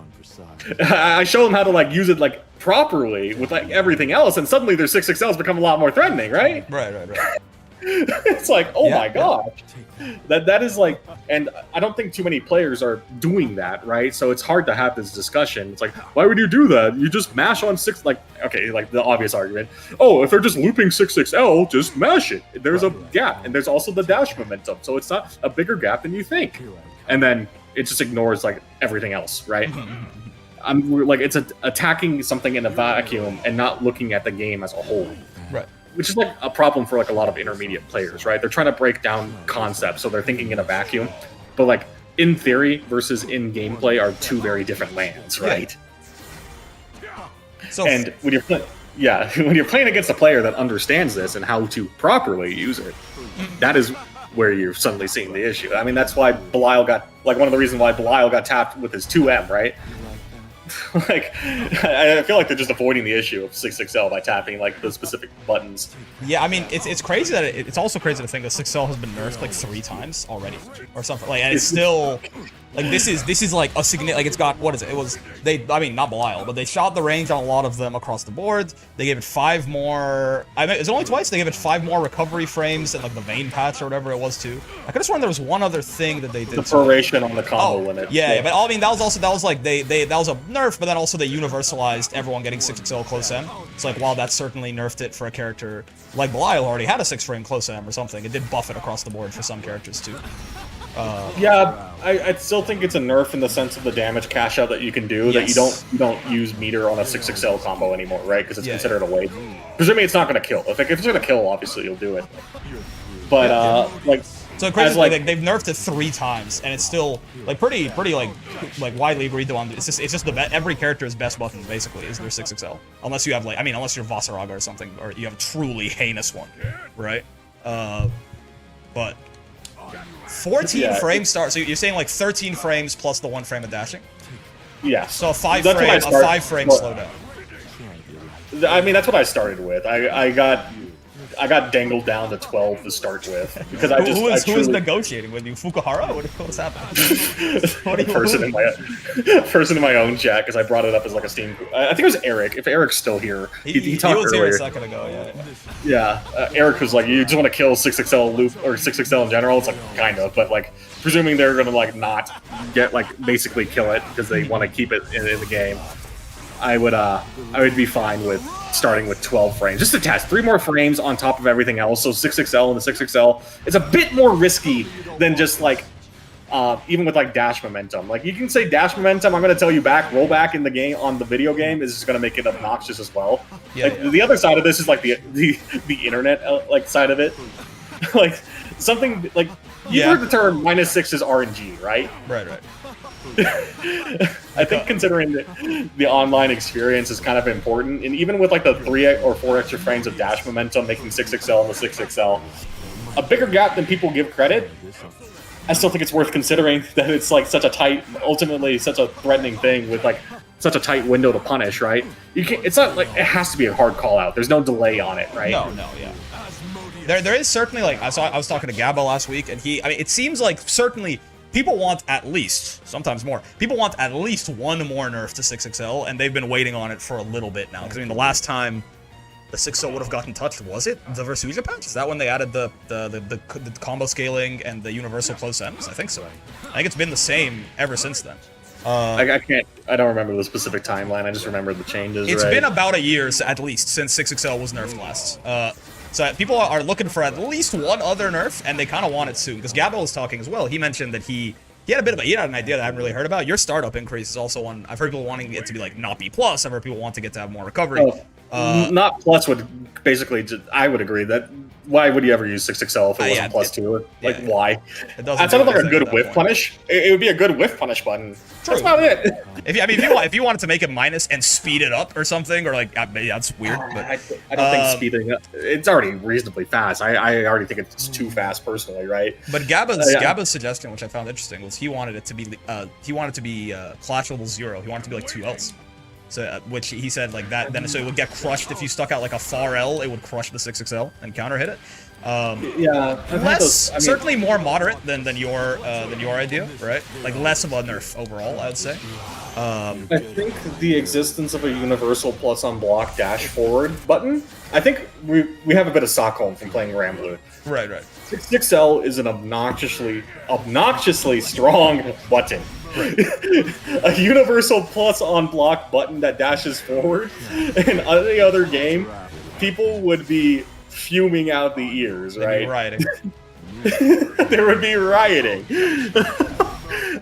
I'm surprised they got away with it in Grand Blue Land. Now that to be completely real with you, He's just been around. He's been around for 19 months or whatever, you know, at that certain point. Yeah, I guess that's just the difference in player base and expectations, right? I feel like Grand Blue in general is a bit more casual, right? Like there's a fair amount of people that just play this game to play it. They're not looking to like really even like improving, right? It's like, for sure, oh, I like this character. I'm gonna log on and hit buttons with it, sort of thing, right? And there's a fair amount of like players, especially in the park, for like under like S rank, for like a good chunk of players that are just there to have fun, right? Yeah. That's fun. But like these discussions are harder to come up then because there's only like I wouldn't say a handful, but like more than a handful, less than like an active player base of like people trying to like push in Grand Blue. And it's hard to like explain these things sometimes, right? If you don't have like a good enough of a player base to like transmute these ideas into the general like public, if that makes sense, like pass it down, trickle it down, right? Like I don't know, like you're like a lot of people in this game are like new and they have like one friend that kind of interacts, like S++, maybe low master level, right? Yeah. It's kind of like the general trend. Like transmuting that idea to even like that low master could be a little hard, right? Because under 500 Crystal Land is honestly a zoo. Let's be real, right? You're not. Yeah. So like, you have some like fledgling players in there that are looking to improve. It's not a complete like shit show, but like let's be real. If you're ever gonna run up into a Siegfried deciding to do DP on minus like 8 out of 10 interactions, you're gonna run into it on under 500 Q land, right? Right. Or someone that like mashes every time they wake up. Unironically, they're going to be in that rank bracket. That's just how it goes, right? So like, but if that's like kind of like the average way people play this game, and we can't really transmute that idea, it's going to be really hard to explain these things, right? Yeah. What about so I mean that's fair. I mean certainly we'll see. I feel like I'd be surprised if 6XL came out of the patch looking exactly as it does. But it might happen. It might. I honestly, it might happen. It really depends on the scale of this patch. If this is another like Galleon patch size patch, then you know. I mean, I guess even in the Galleon patch, like they removed fuzzies. Like the system mechanic changes actually were bigger than like the character changes probably. But yeah, pretty much. So it's like maybe it does get touched in like a meaningful way. What about Brave Counter? Because I know Brave Counter, I think people are. It kind of goes back and forth, but while everyone universally is still like, hey, 6XL is a little too good, I think. Brave Counter is one where some people are a lot more chill with it now. Some people still think it like fundamentally shouldn't exist at all, like a guard cancel this strong. I know when I was talking to Gabba, for example, he's like, you know, I think he mentioned it also needs to lose the counter hit knockdown. Like you have to do both. You have to make a minus on block, and it has to not be plus. Would you want to see Brave Counter nerfed even more, or and if so, how? I would like it to be a soft knockdown if it's going to still have the get off me factor, if that's what they want it to be, right? I don't want an OP setup akin to like a GG being on my face if that happens. But if there's one thing I'll say, I would remove the damage penalty from having one crystal or 0 crystals and make it so that the entire match you only have 3. So it's like you don't have one round, you use 3 and you go back to 3. The entire match itself is a system. Like so, like if you remove the damage penalty on it and make it so that you have 3 total, like in essence, it's essentially a burst right now from Guilty Gear, right? Yeah. It's almost like a waste not to spend all of them every round, unless... If you end a round on 3, like, Brave points, basically, you're trolling. Yeah, you did something wrong most of the time. That make it even more snowballing? How so? I guess the idea is if someone loses all their BP early, like, in one round, and the other person's winning the round, they're on offense the whole time, so they don't have to Brave counter, then they enter round 2 in a huge disadvantage, kind of thing. That would be the argument I could see if you want to say that doing this would make the game more snowballing. But, like, your loss in round 1 could haunt you in round 2. I suppose, but at that point, I would just say that's a resource management. Like, don't have the damage down from it either. I'm not saying they should take 50% more damage if they used all 3 in the first round, right? Right. But do you think supers can still give it back? Like SBA and SSBA would still give you back 1 or take away 2 or stuff like that? In this, probably not take away anymore. You see, like that's the thing. It's like it's so hard to say because 3 of them exist. Like the power level, I still think it's ridiculous that you have the equivalent of 3 bursts every round. Like that is like my main thing. Yeah. Like 3 bursts that you have to base your pressure around. Even like even a burst in Guilty Gear. I mean, if a burst gets blocked, you die, right? This is a safe on block burst in many ways, right? But then you also lose the RS potential. Like, trust me, I'm saying this as the guy that has to use RS in his combos reasonably. Yeah, like that's the other side of it too, right? Like you can't just say it like reasonably, like because like other characters need it. I play a character that needs it if I want to be efficient, right? Yeah. Like I'm playing Anila. If I don't want to spend 50 meter, I can spend 25 in a Brave point instead, right? I understand. I would like, in theory, you fix combos to like not need that, but like, yeah, no, that's at that point it's becoming such a bigger ass. Yeah. Like we kind of like dug our graves in the sense that it's so hard to say about Brave counter in comparison. 6XL, I think we have some leniency, but the existence of Raging Strike in this game, making some combo theories currently work. Yeah. Makes it harder to like implement my idea. It's not perfect. I'll agree on this. So you're saying at the very least, though, the counter hit one should be a soft knockdown. I'll agree on the soft knockdown. That's basically, I think that's the universal. I think that would be fine. Still change. Yeah. If you fix combos with use skills and you effectively remove raging chains, up until you have the people that can do it meterless and they shoot up the general like perceived level of power because they can do it meterless versus needing 50 again, right? And at that point, balancing for 36 characters is such a big deal. That's why, like, system, I am, like, always, like, so one of the reasons that, like, when you went, originally I started with 14 frames 6XL. The reason I don't think I made it sound, but, like, my face, if people were looking at the stream, I kind of went, like I kind of, and it's not because I'm not like, oh, poor 6XL, like, leave 6XL alone, guys. It's just more of like, that's a huge system change, and it might very well be a good thing, but I always get like nervous when I hear like really, really big system change ideas, because I'm like, there are 36 characters in this game, 6XL is holding some of them up, So I'm like, Anila, I'll be real, Anila definitely benefits from a 9-frame 6XL in the corner. Like, some people try and spacer and trap her out for 2U. The counterplay is just run up 6XL. I take advantage of it. Yeah. I take advantage of it, too. So, like, but I'm not even saying you're wrong, it's just like, yeah, this way it always gets difficult when you talk about system changes, because you have to just be careful to not be like, well, I made this one system change, and it accidentally made Luane top 0, or something like that, you know what I mean? I think that's why they hesitate with these changes, right? Like, I don't blame them. Like, I'm just yapping the yap, but that was just the initial thought I had. It's 2B chuckling? Oh my god, wait, you're right. The existence of 2B suddenly becomes stronger. Yeah. You don't need to change the economy on a round-to-round basis, but I'd rather see the damage penalty go. I mean, just taking away the damage penalty, then it's like, well, then Brave counter's even more insane, right? Because now it's like, there's no penalty. At least now, if I'm fighting Yago and he's beating my ass, at least I can cope. It never happens. Like, when I take all his Brave points, I can cope. Okay, but the next time I get in, he's in big trouble. Now, of course, I never get in. But hypothetically, I'm like, well, if he didn't have the damage penalty, Yeah, like, and like it wouldn't be Iago at that point. The entirety of the zoner population I would do it more. Anila chip out setups are like very toxic in my opinion. I thought Streets told me you guys hated Matera. You want Matera buffs? That's crazy.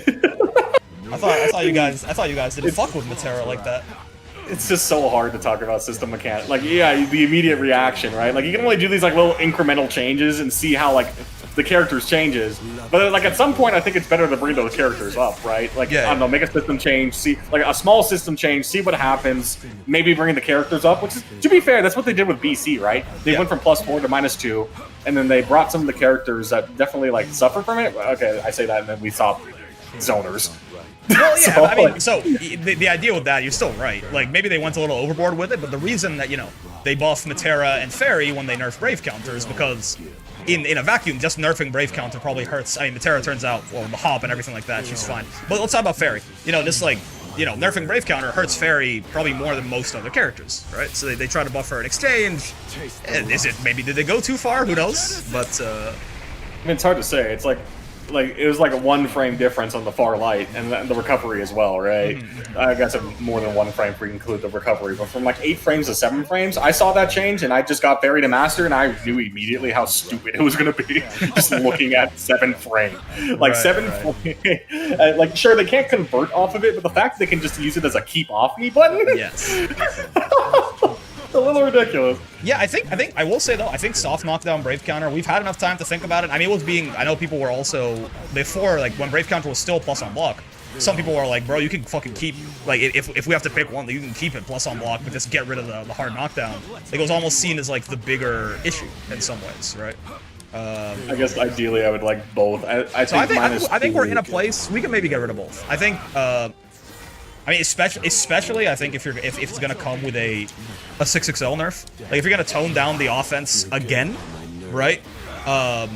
Then we can definitely just get rid of both. The Brave Counter can get touched a little, right? Because you have to think about these changes in context of even other system changes and stuff like that. But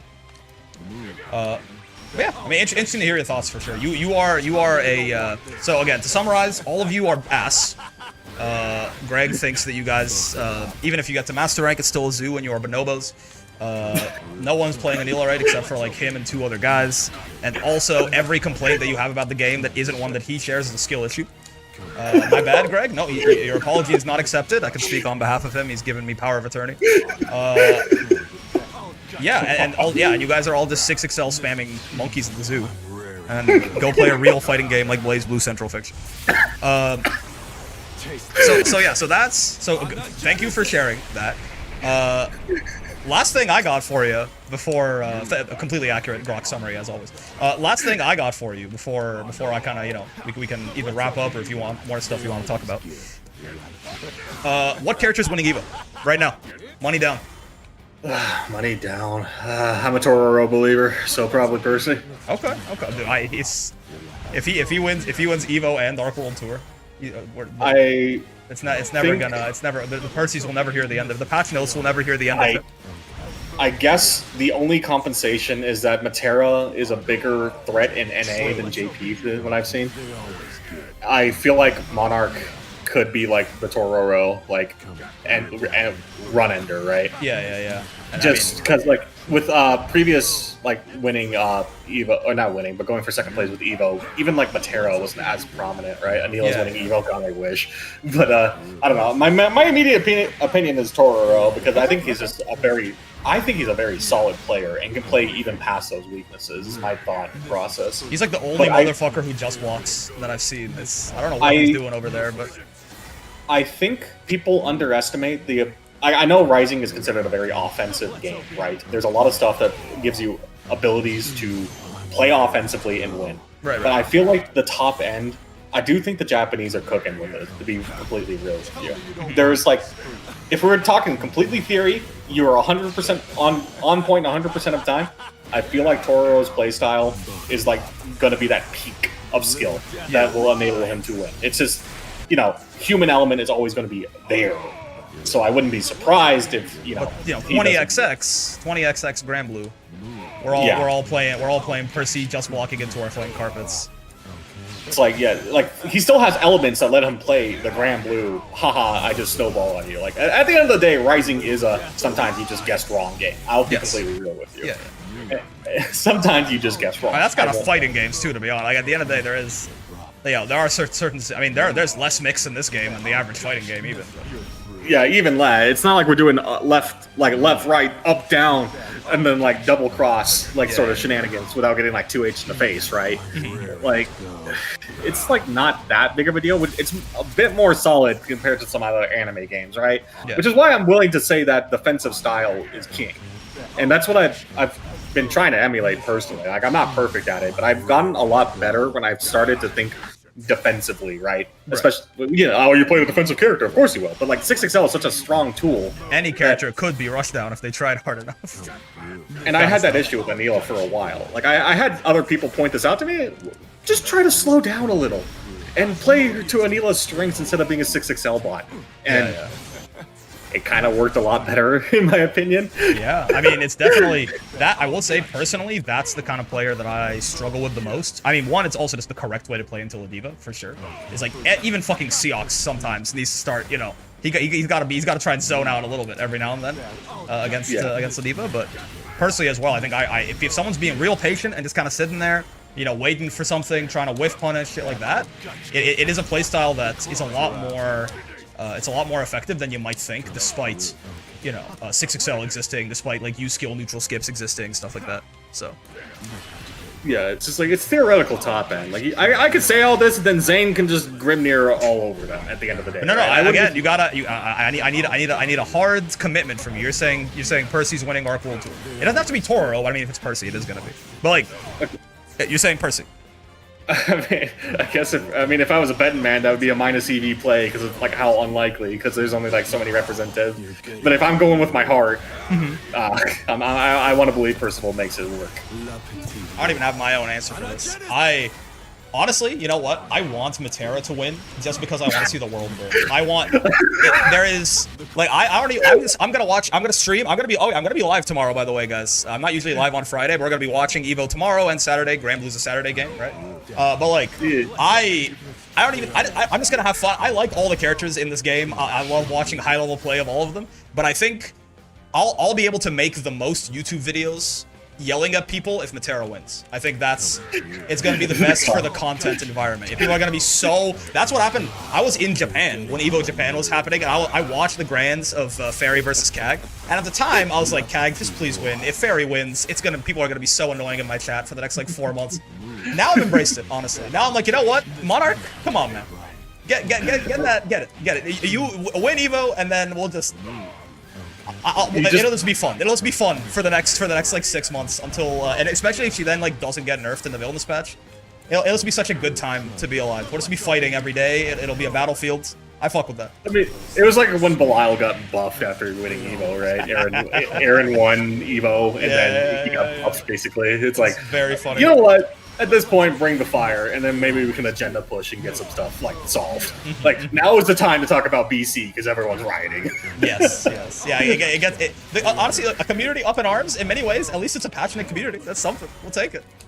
I'll be real. I like the fact that people get fired up about this game still. Because like I've been on the other end of like doomerism. I'm so over this game. I'm quitting.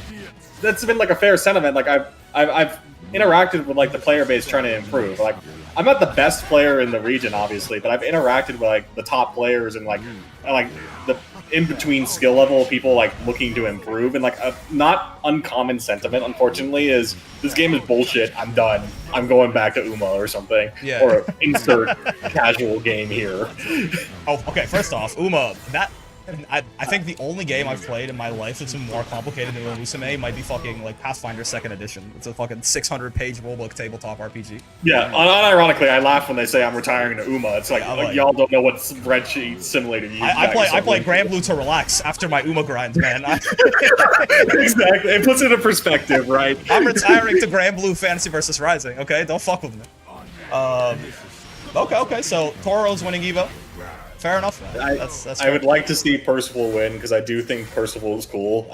I can't really get into playing him. He feels a little too awkward in my hands that I never really got into playing him. I really want to play him to master because what you said right there is like what everyone they say like, oh, he's so clunky, you know, he's so clunky, like it feels weird. I'm like, what is that? Like I can see, but like I kind of want to know like what they mean by that exactly. It's an awkward spacing that you have to like orient your brain to instead of just automatically like, oh, this is the far M range. It's less than you think, even though it looks so oppressive, right?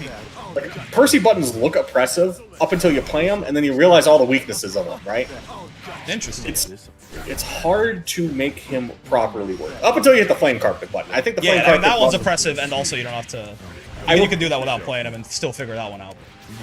Yeah, but like navigating, especially since he doesn't have like the best layer 1 in general, it's very like dealing with your opponent as a layer 1 instead of just like running some like game plan, right? If you just try and run like a layer 1 like you're playing like, I don't know, Granathan or something, good old Granathan. It's very easy to punish him.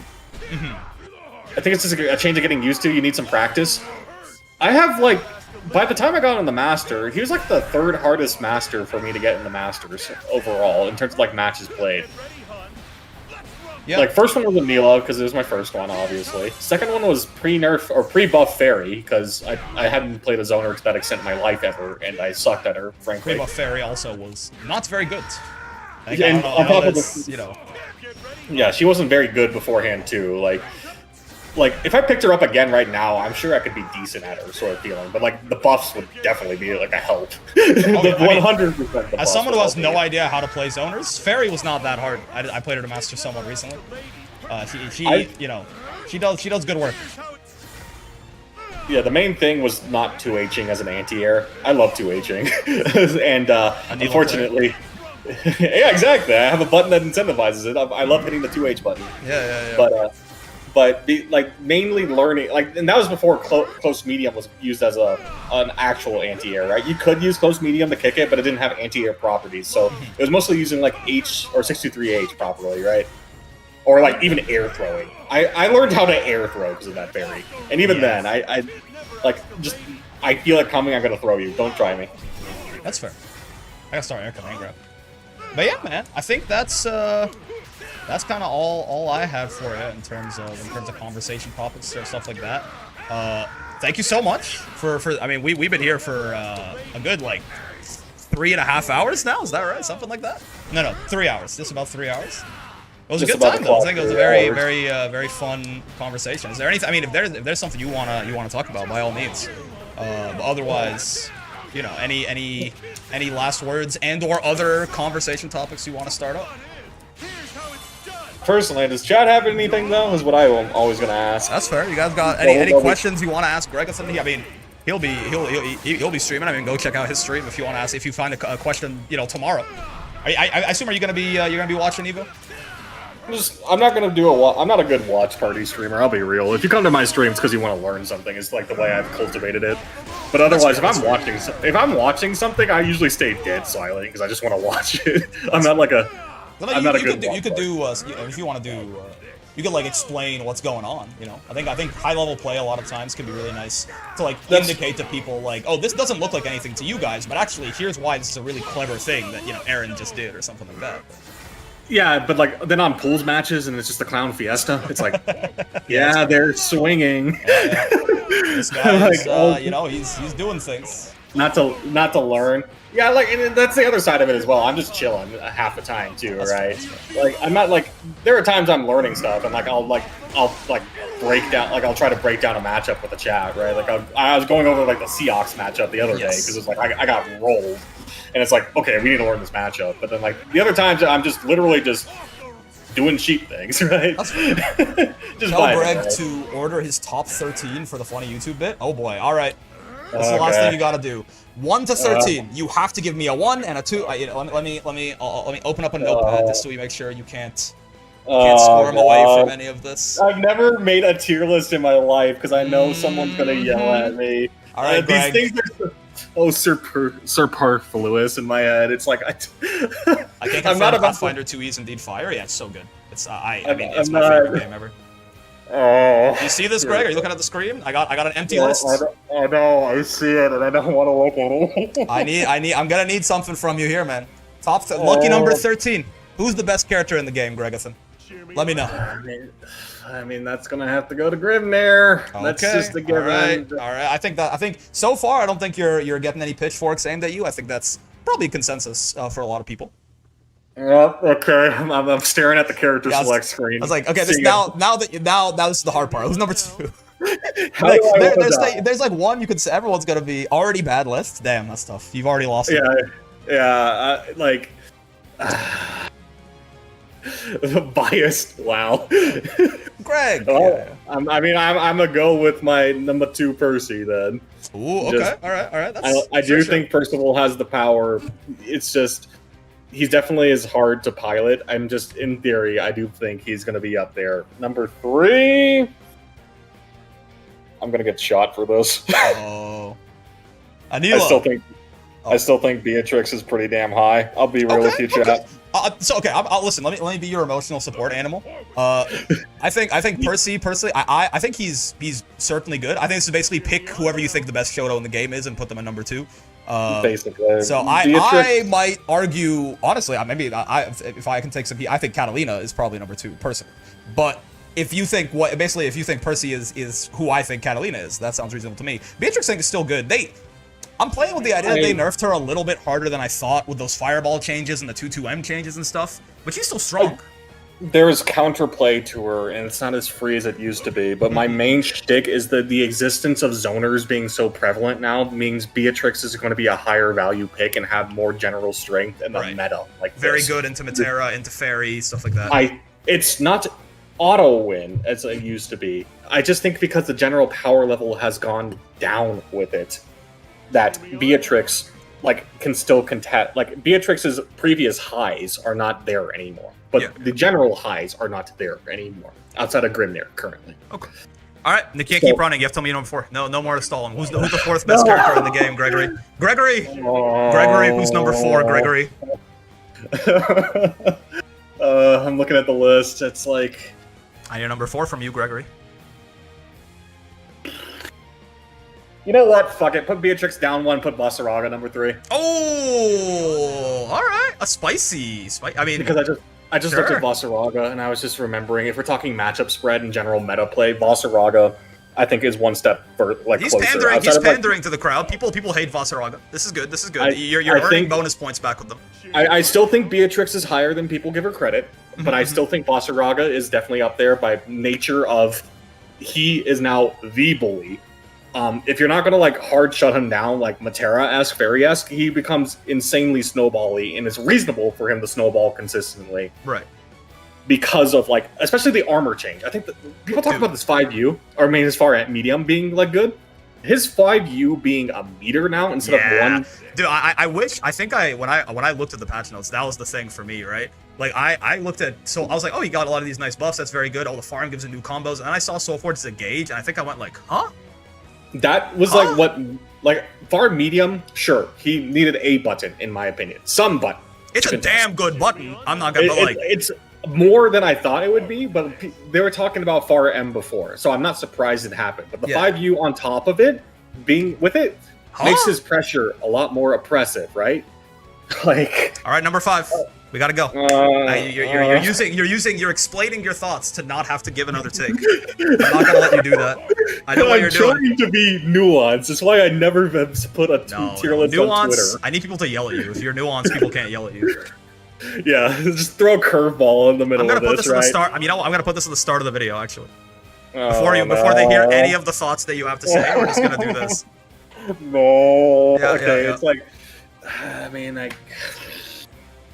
I want to say Matera is the next one, but at the same time. Okay, he's locked. Hey, honestly, people hate this character. If you want, the higher up you put her, the more points you'll score with people. People want her to be the best character in the game. She is strong, ridiculously strong. There are so many Twitter clips of showing her stuff, but it is ultimately the Materas do have to guess right consistently, right? Oh wait, no, be careful. Don't downplay Matera; they might kill you.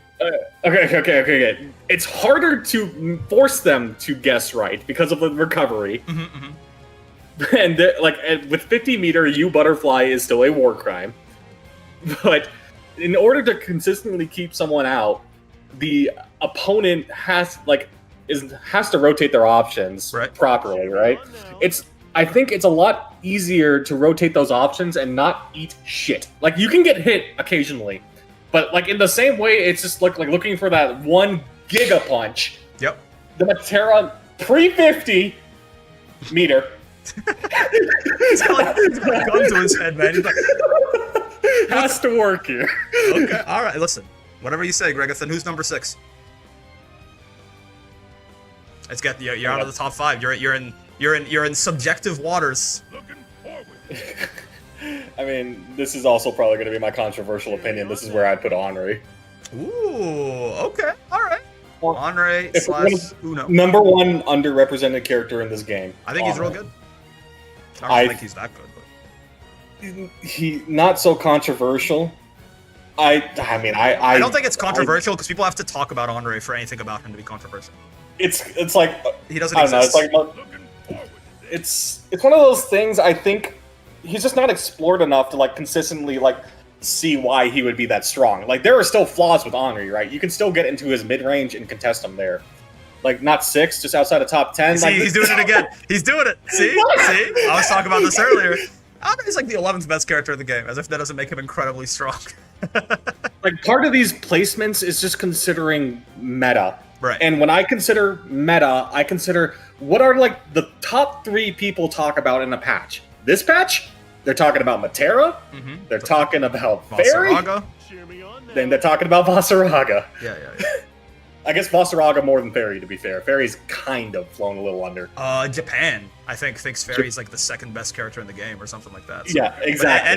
NA is talking about Fairy a little. I think Matera is covering for her a lot. So, like, I think with that in mind, that is where Henri should shine. Okay. Should shine. I think he is very good into zoners, yes. I think that's definitely a strength of his. So far, this list is very reasonable. You see, because I'm here to explain it. Some dipshit on Twitter is going to see it and be like, ah! All right, why 7. is Beatrix? Speaking of dipshits on Twitter, who's 7? Dipshits on X.com, the everything app. Who's number 7, Gregory? Give me a Narmayo. Okay. Again, I don't think people are going to be mad at you. People want this character dead. Totally fair. I think like the counterplay to flip is not as straightforward as people will say it is in terms of what it potentially threatens, and trying to play the RPS after while still strong in what I normally would do is still in the favor of Narmaya because it's a plus move, right? If you try and BC the flip itself, there are shenanigans to like, you know, just the BC wouldn't work at some angles, right? It's really awkward. You've probably seen that like flip. Once, right? I've gotten my BC whiffing on flip more than I'd like. And I will say, 2H is not a good universal option. Anila 2H, because it's diagonal, has a very specific timing. It needs to come out, or it will get whiff punished by flip, H flip. Even like that's one of those times where you really do want a nice cross-up hitbox on your 2H for sure. Like because of like the ability to get like crossed up like that, 2H is not a good universal option if you have something like Anila's diagonal. Yes. Don't 2H flip, jump back. Jump back, sure, but like I'm saying, like that's looking at it in a vacuum. If the Narmaya calls anything to do anything to call out a flip, it's wraps. If you do anything that's not like block, right? Jump back, sure, but even that is like perhaps like the strongest option, but even then that's just still giving up map space for a free cooldown. Yeah. I still think we're underestimating map space as a community. Jump back further into the corner. It deals with flip, but you traded it for getting pushed further into the corner. All right, that's your nuance timer. I need number 8. Too much nuance, Gregory. Too much nuance. Everything's computer, Gregory. Everything's computer. Okay. It's not that straightforward. Okay. Well, I'm being put on the Too spot much here. nuance. Too much nuance. Who's number 8? Give me a Fairy. Ooh, okay. All right. Sure. I don't think Fairy's that much further behind. I think she just has a little more recovery on her moves to make it more reasonable to get in. And because she's a whip zoner, or what's it called? Not projectile zoner. Like a normal limb zoner? base. Yeah, limb base. That's the word. Yeah. Dulcim. I'll bring it up later. Yeah, we'll save this discussion for later, Coffee. I'll talk to you later. Yeah. Fairy is just one step behind, in my opinion, but she still has the strengths of current patch on top of buffs. It's just counterplay to GG. I mean, a lot of people don't realize like back throw into HGG is not real, right? Mm-hmm. They won't punish that. So like, there's a certain amount of stuff that is fake on Fairy that people don't realize is fake. The corner, like the light dispensed corner side swap into HGG is fake. I believe back throw into HGG is real, just because I think you're gonna get some people killed. Oh, maybe I'm wrong. I think she's plus enough off back throw. Do the back throw, because I've done the consistent throw on it. Hold up. Just move Grim. Send it, because that's one of the key things I saw put. Maybe you're right. Maybe you're right. It has to be like plus 40 or something. Like it's plus 43. Yeah, because this is 40 frames, right? Yeah. I think your mix. This is punishable all the time. You can actually get a light punish on her all the time. If she Check does, the back throw is plus 43. So if she goes back throw into this, I believe she's plus 3. Yeah.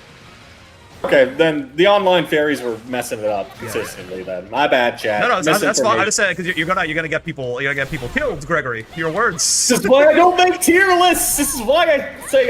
You know, actually, on that note, that's too much nuance. Who's number 9? Oh, that's too much nuance, Gregory. Whatever. Okay, my bad on the back throw. No, that's sorry, cool. That's cool. Sorry, chat. Misinformation streamer. I love lying on the internet. I get called out for it all the time. It's the whatchamacallit. That is the I don't know, online diff. That's right. Where do the lies end? Never with this guy, man. You can't trust the thing he says. Where do the lies end?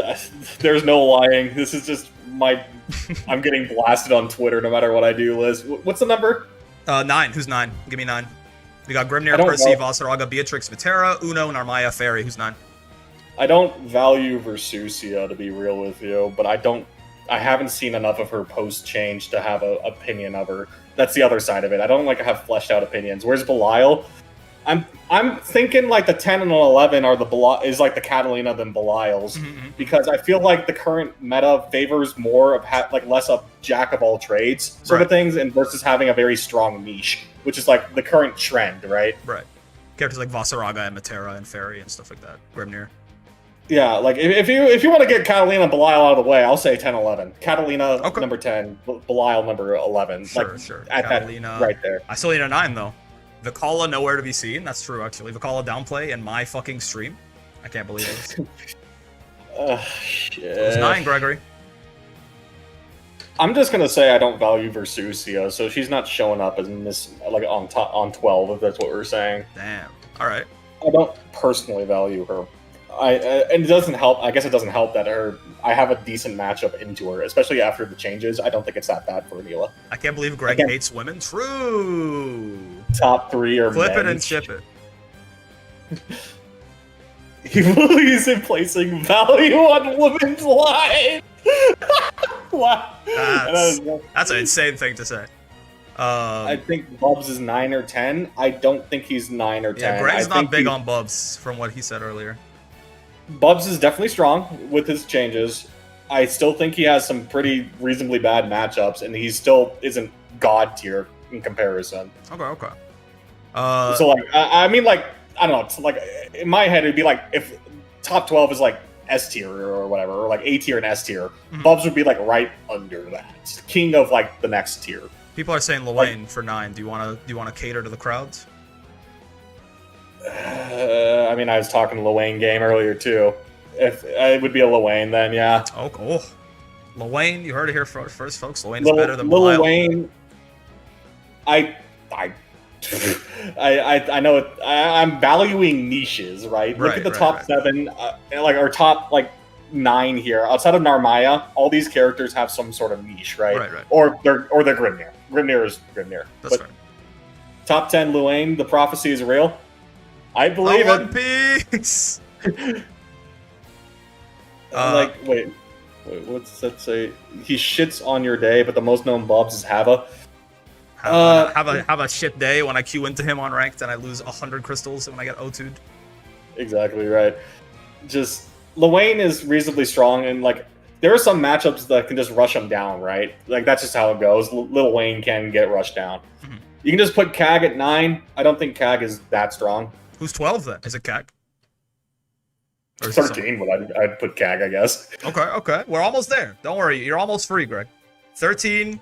Cagliostro, top 13. Top third of the, I guess, 12 is a third, right? Cast is 36. Yeah. She has been dealt with in multiple different ways. Reasonably strong with set play at the end of the day. Don't get me wrong. Forces you to guess is still strong, but not nearly as oppressive as some of the other characters. You told me I got to face down a Vasaraga or a Cag. I'm facing a Cag, I'll be real. Fair. Just that one 12. last golden spot. Who's 12th? I'm looking at the list. I'm choosing Bass. Eustace number 12, then probably for how much Eustace. Yeah, then Eustace right there, sure. Okay, all right. Can't wait. Eustace. Eustace. Eustace or Seox? I think Seox suffers from the 14k HP curse, but he is still insanely strong. I just think 14k HP is a little too much. I'll tell you, I play him to master. A lot of the stuff he does feels really good. Oh boy, do you just explode. But shit, where's Sieg? Nowhere near this. Sieg, Farlight not being able to confirm easily is a big deal for Shoto. They did. I mean, 6XL Farl especially, right? Being a really big thing that he can't do anymore. Still a mid tier, like somewhere in the middle. But I think if we're talking top here, he's fallen out of vogue. Damn. Okay, so... Eustace... Okay, yeah, I mean, this is probably going to be my last lineup list here. Can't wait. Yeah. You're saying no nuance. This is objectively correct. Anyone who disagrees with this should like kill themselves, probably. Right? That's about right? That's going to be interpreted that way, so I might as well co-sign that shit. Yeah. There you go. See, it's not me. I didn't do it. Greg himself. Like that. Literally, it's not AI. Greg said if you disagree with this, you should end your own life. You should bathtub toaster. You should follow the low tier god saying, you know. You serve zero safe. Purpose. Damn, my bad. Yeah, farewell, cruel world. Damn. I can't wait for someone to argue. I already see the argue points. I'm gonna be real with you. Hold on, I'm screenshotting it right now. I am. I'll post this everywhere that I can. I'll hand it out. I'll show this to all the best instigators in the community. The notepad specifically. We're not even taking that shit to the tier maker. No, we're doing it on notepad. I'm giving that shit to Killvens, and then I'm letting him disseminate it on Twitter. I'm giving that shit to Yosamitsu and letting his ass go from there. Oh, yeah. Yeah, man. Okay, well, thank you for that. I hope you had a good time. I thought long and hard on this list. I wasn't pressured to just put placements, you know. He stands fully behind this, and again, if you disagree, then perhaps your life should end. If on your own personal list, if even one character is one spot out of place, then probably you don't deserve to exist on this planet anymore. That's what Greg told me. He just DM'd it to me right now, actually. Yeah, this Discord call, he turned Do Not Disturb on so you don't hear the PM sounds, you know. I got streamer mode on. I'm a streamer. I'm actively streaming. But yeah, man, thanks for playing along with that. I know that's quite something, sir. The first and only Greg tier list, because I don't post these things for a reason. We're like the polar opposite, right? Because you've never made a tier list, and like the recurring joke on like in my is like, okay, so what Grand Blue Drip tier list 1. I've ranked the characters on like every single possible thing that they could be ranked on. So there you go, your first tier list. I bring you on, and you make your first tier list. It's the virus, the plague is spreading. Oh, great! Yeah, I'm owing a tier list for every collab. That's right. We'll get your opinion on the OST after this next time. Oh, dog! I couldn't even tell you what half the themes are in this game. I've had music off for so long. Like I don't listen to the OSTs in games because I go crazy if I hear like the first 2 minutes of the songs every so often, because that's like the natural cadence of like a fighting game, right? Are you hearing this shit? What is that face? Are you hearing this shit? What is that face? He plays with the music off? I play my own stuff, yes. I think Catalina is better than that. She's still strong, don't get me wrong. It's just generalists, I think, have fallen out of vogue in comparison to other stuff. Might be in a call with a villain, you are in danger. That's what I'm saying. I think I have to ask Greg to leave politely and then send a Patriot missile to his house. Rick, is that Arabic in the back? That's right. Yeah. Patriot missile. I think it's the only way I can guarantee the safety of me and my chat. The truth nuke hitting my house. Yeah. And like, as it's coming in, it's got the JBL speaker playing Beelzebub theme on it, playing Existence. to show you the error of your ways. You're gonna be vibing out for the last few seconds of your life, good sir. Yeah, the truth nuke emote there, yeah. But yeah, man, Greg, this is really fun. Good games on the first of 10 again. Thank you for coming by, for playing, for sharing your opinion, for playing around with my fuckery as well. I appreciate all of it. I hope you had a good time as well. It was fun, but you know what's funny? The game's lasted for about an hour, and the yap session's been 2 hours. That's why. See, you said for the name. I said, what am I gonna name this? You're like, you gotta focus on the arena. I think the yapping is gonna end up being more of this most of the time. You know, this shit is like half first to 10, half podcast. I think that there's an old like melee thing. I think it's got like on the sticks or something like that. They would play like a little set and then they talk. So I gotta figure out what to name this, but. It was very, very fun to have you on, man. Just insert title here is the YouTube like playlist, and then just like change it retroactively when you figure it out. Yeah, work in progress. Like, work in progress. Call that shit whip. Everyone asks what it stands for. I'm just not gonna answer. Huh? I don't know what that stands for. Exactly. Yap and slap. Yap and slap? I gotta fuck with that. Hold on. Yeah, we're workshopping it. Slap and yap if we're doing the fights first. That's true. But yap and slap is a bit more catchy. I like starting with the yap, but like realistically, the games are parentheses 1. Yeah. Any last words before you are punished for your sins? Don't kill me. I don't make tier lists for a reason. My opinion changes on the daily. Unfortunately, asking for mercy never works, I don't think. But. I know. I mean, I've already doomed myself by not leaving call when you said playlist or when you said tier list. Yeah. All right. Well, I mean, you know, we'll send your belongings over to your next of kin, and I hope you have a wonderful day, man. Yep. GG's gamer is fun. GG's, man. Peace out. Peace. Insane. The mob is already assembling, we kind of can't stop. That's kind of the thing about mob mentalities. You can't just be like, alright, can we hold on now? Devious ideas, bro. Yeah, man, hey, shout out to Greg. I honestly, I'm not, so we're not going to play any ranked. Versusia, not top 13. Yeah, I mean, listen, here it is. If you want to, if you want to bully Greg for his opinions, I got 2 Twitter notices already. That's crazy. If you want to bully Greg for his opinions, this is his, He said it himself. He said this is the objectively correct tier list, and if you don't believe in this, then you should kill yourself. So I didn't say that, man. He said that. He said that. So you do what you will with that. But what a guy. Very, very, very fun fella. I mean, obviously, if you don't already follow Greg, if you got some spare change, you're not sub to Greg, you should definitely go do that shit. But it was my idea to order the list. Yeah. But yeah, very good times, man. I'll think about what I want to call this, but I guess I'm not gonna play any Ladiva today, just because we ended up going for like 4 hours damn near talking to Grab. I had a good time. I hope you guys had a good time as well. I know last week when we did this with Gabba, it seemed like people were, you know, relatively, like they were on board with it. Like it was a fun thing. They wanted to see more. I like doing it. I like just, you know, bringing someone on, talking to them. Also, I mean, playing the first attempts with strong players is also going to be good for my own development and stuff like that. I think the plan is to do this with Retro next week. Interesting, Greg put Narm at 7. You can kill him, man. That's totally fair. That's within your rights to do. But yeah, I think the plan is we're gonna maybe have Retro on and talk about Vane and his thoughts on stuff next week, and then after that we'll see. I'll keep trying to, you know, get people on and organize different sort of first tens and conversations with people. But I had Narmaya higher, TBH. Yeah. Burley said he plays without this banger OST on. You were the chosen sheep, Greg. That's tough. But yeah, otherwise, I mean, I guess that's gonna do it, fellas. Remember, real quick. I am not usually, almost ever, live on Fridays, but we're making an exception. We're making an exception this time. Let me before we close off here, I do want to show this in case anyone has somehow not seen it yet. It's that little guy right there. Evo, right?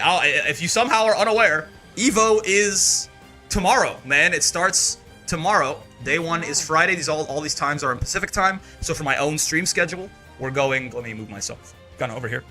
But yeah, we're going to be starting a little, like 3 hours later. So, Grand Blue Pools start at 3 p.m. So we're going to be going at 6 p.m., right? 6 p.m. on Friday. We're going to be live, going through, watching these pools. And then Saturday, I think we start at 1 p.m. So, no sub-only stream this week. Maybe we'll move it to Sunday. Maybe we'll just, you know, not do it.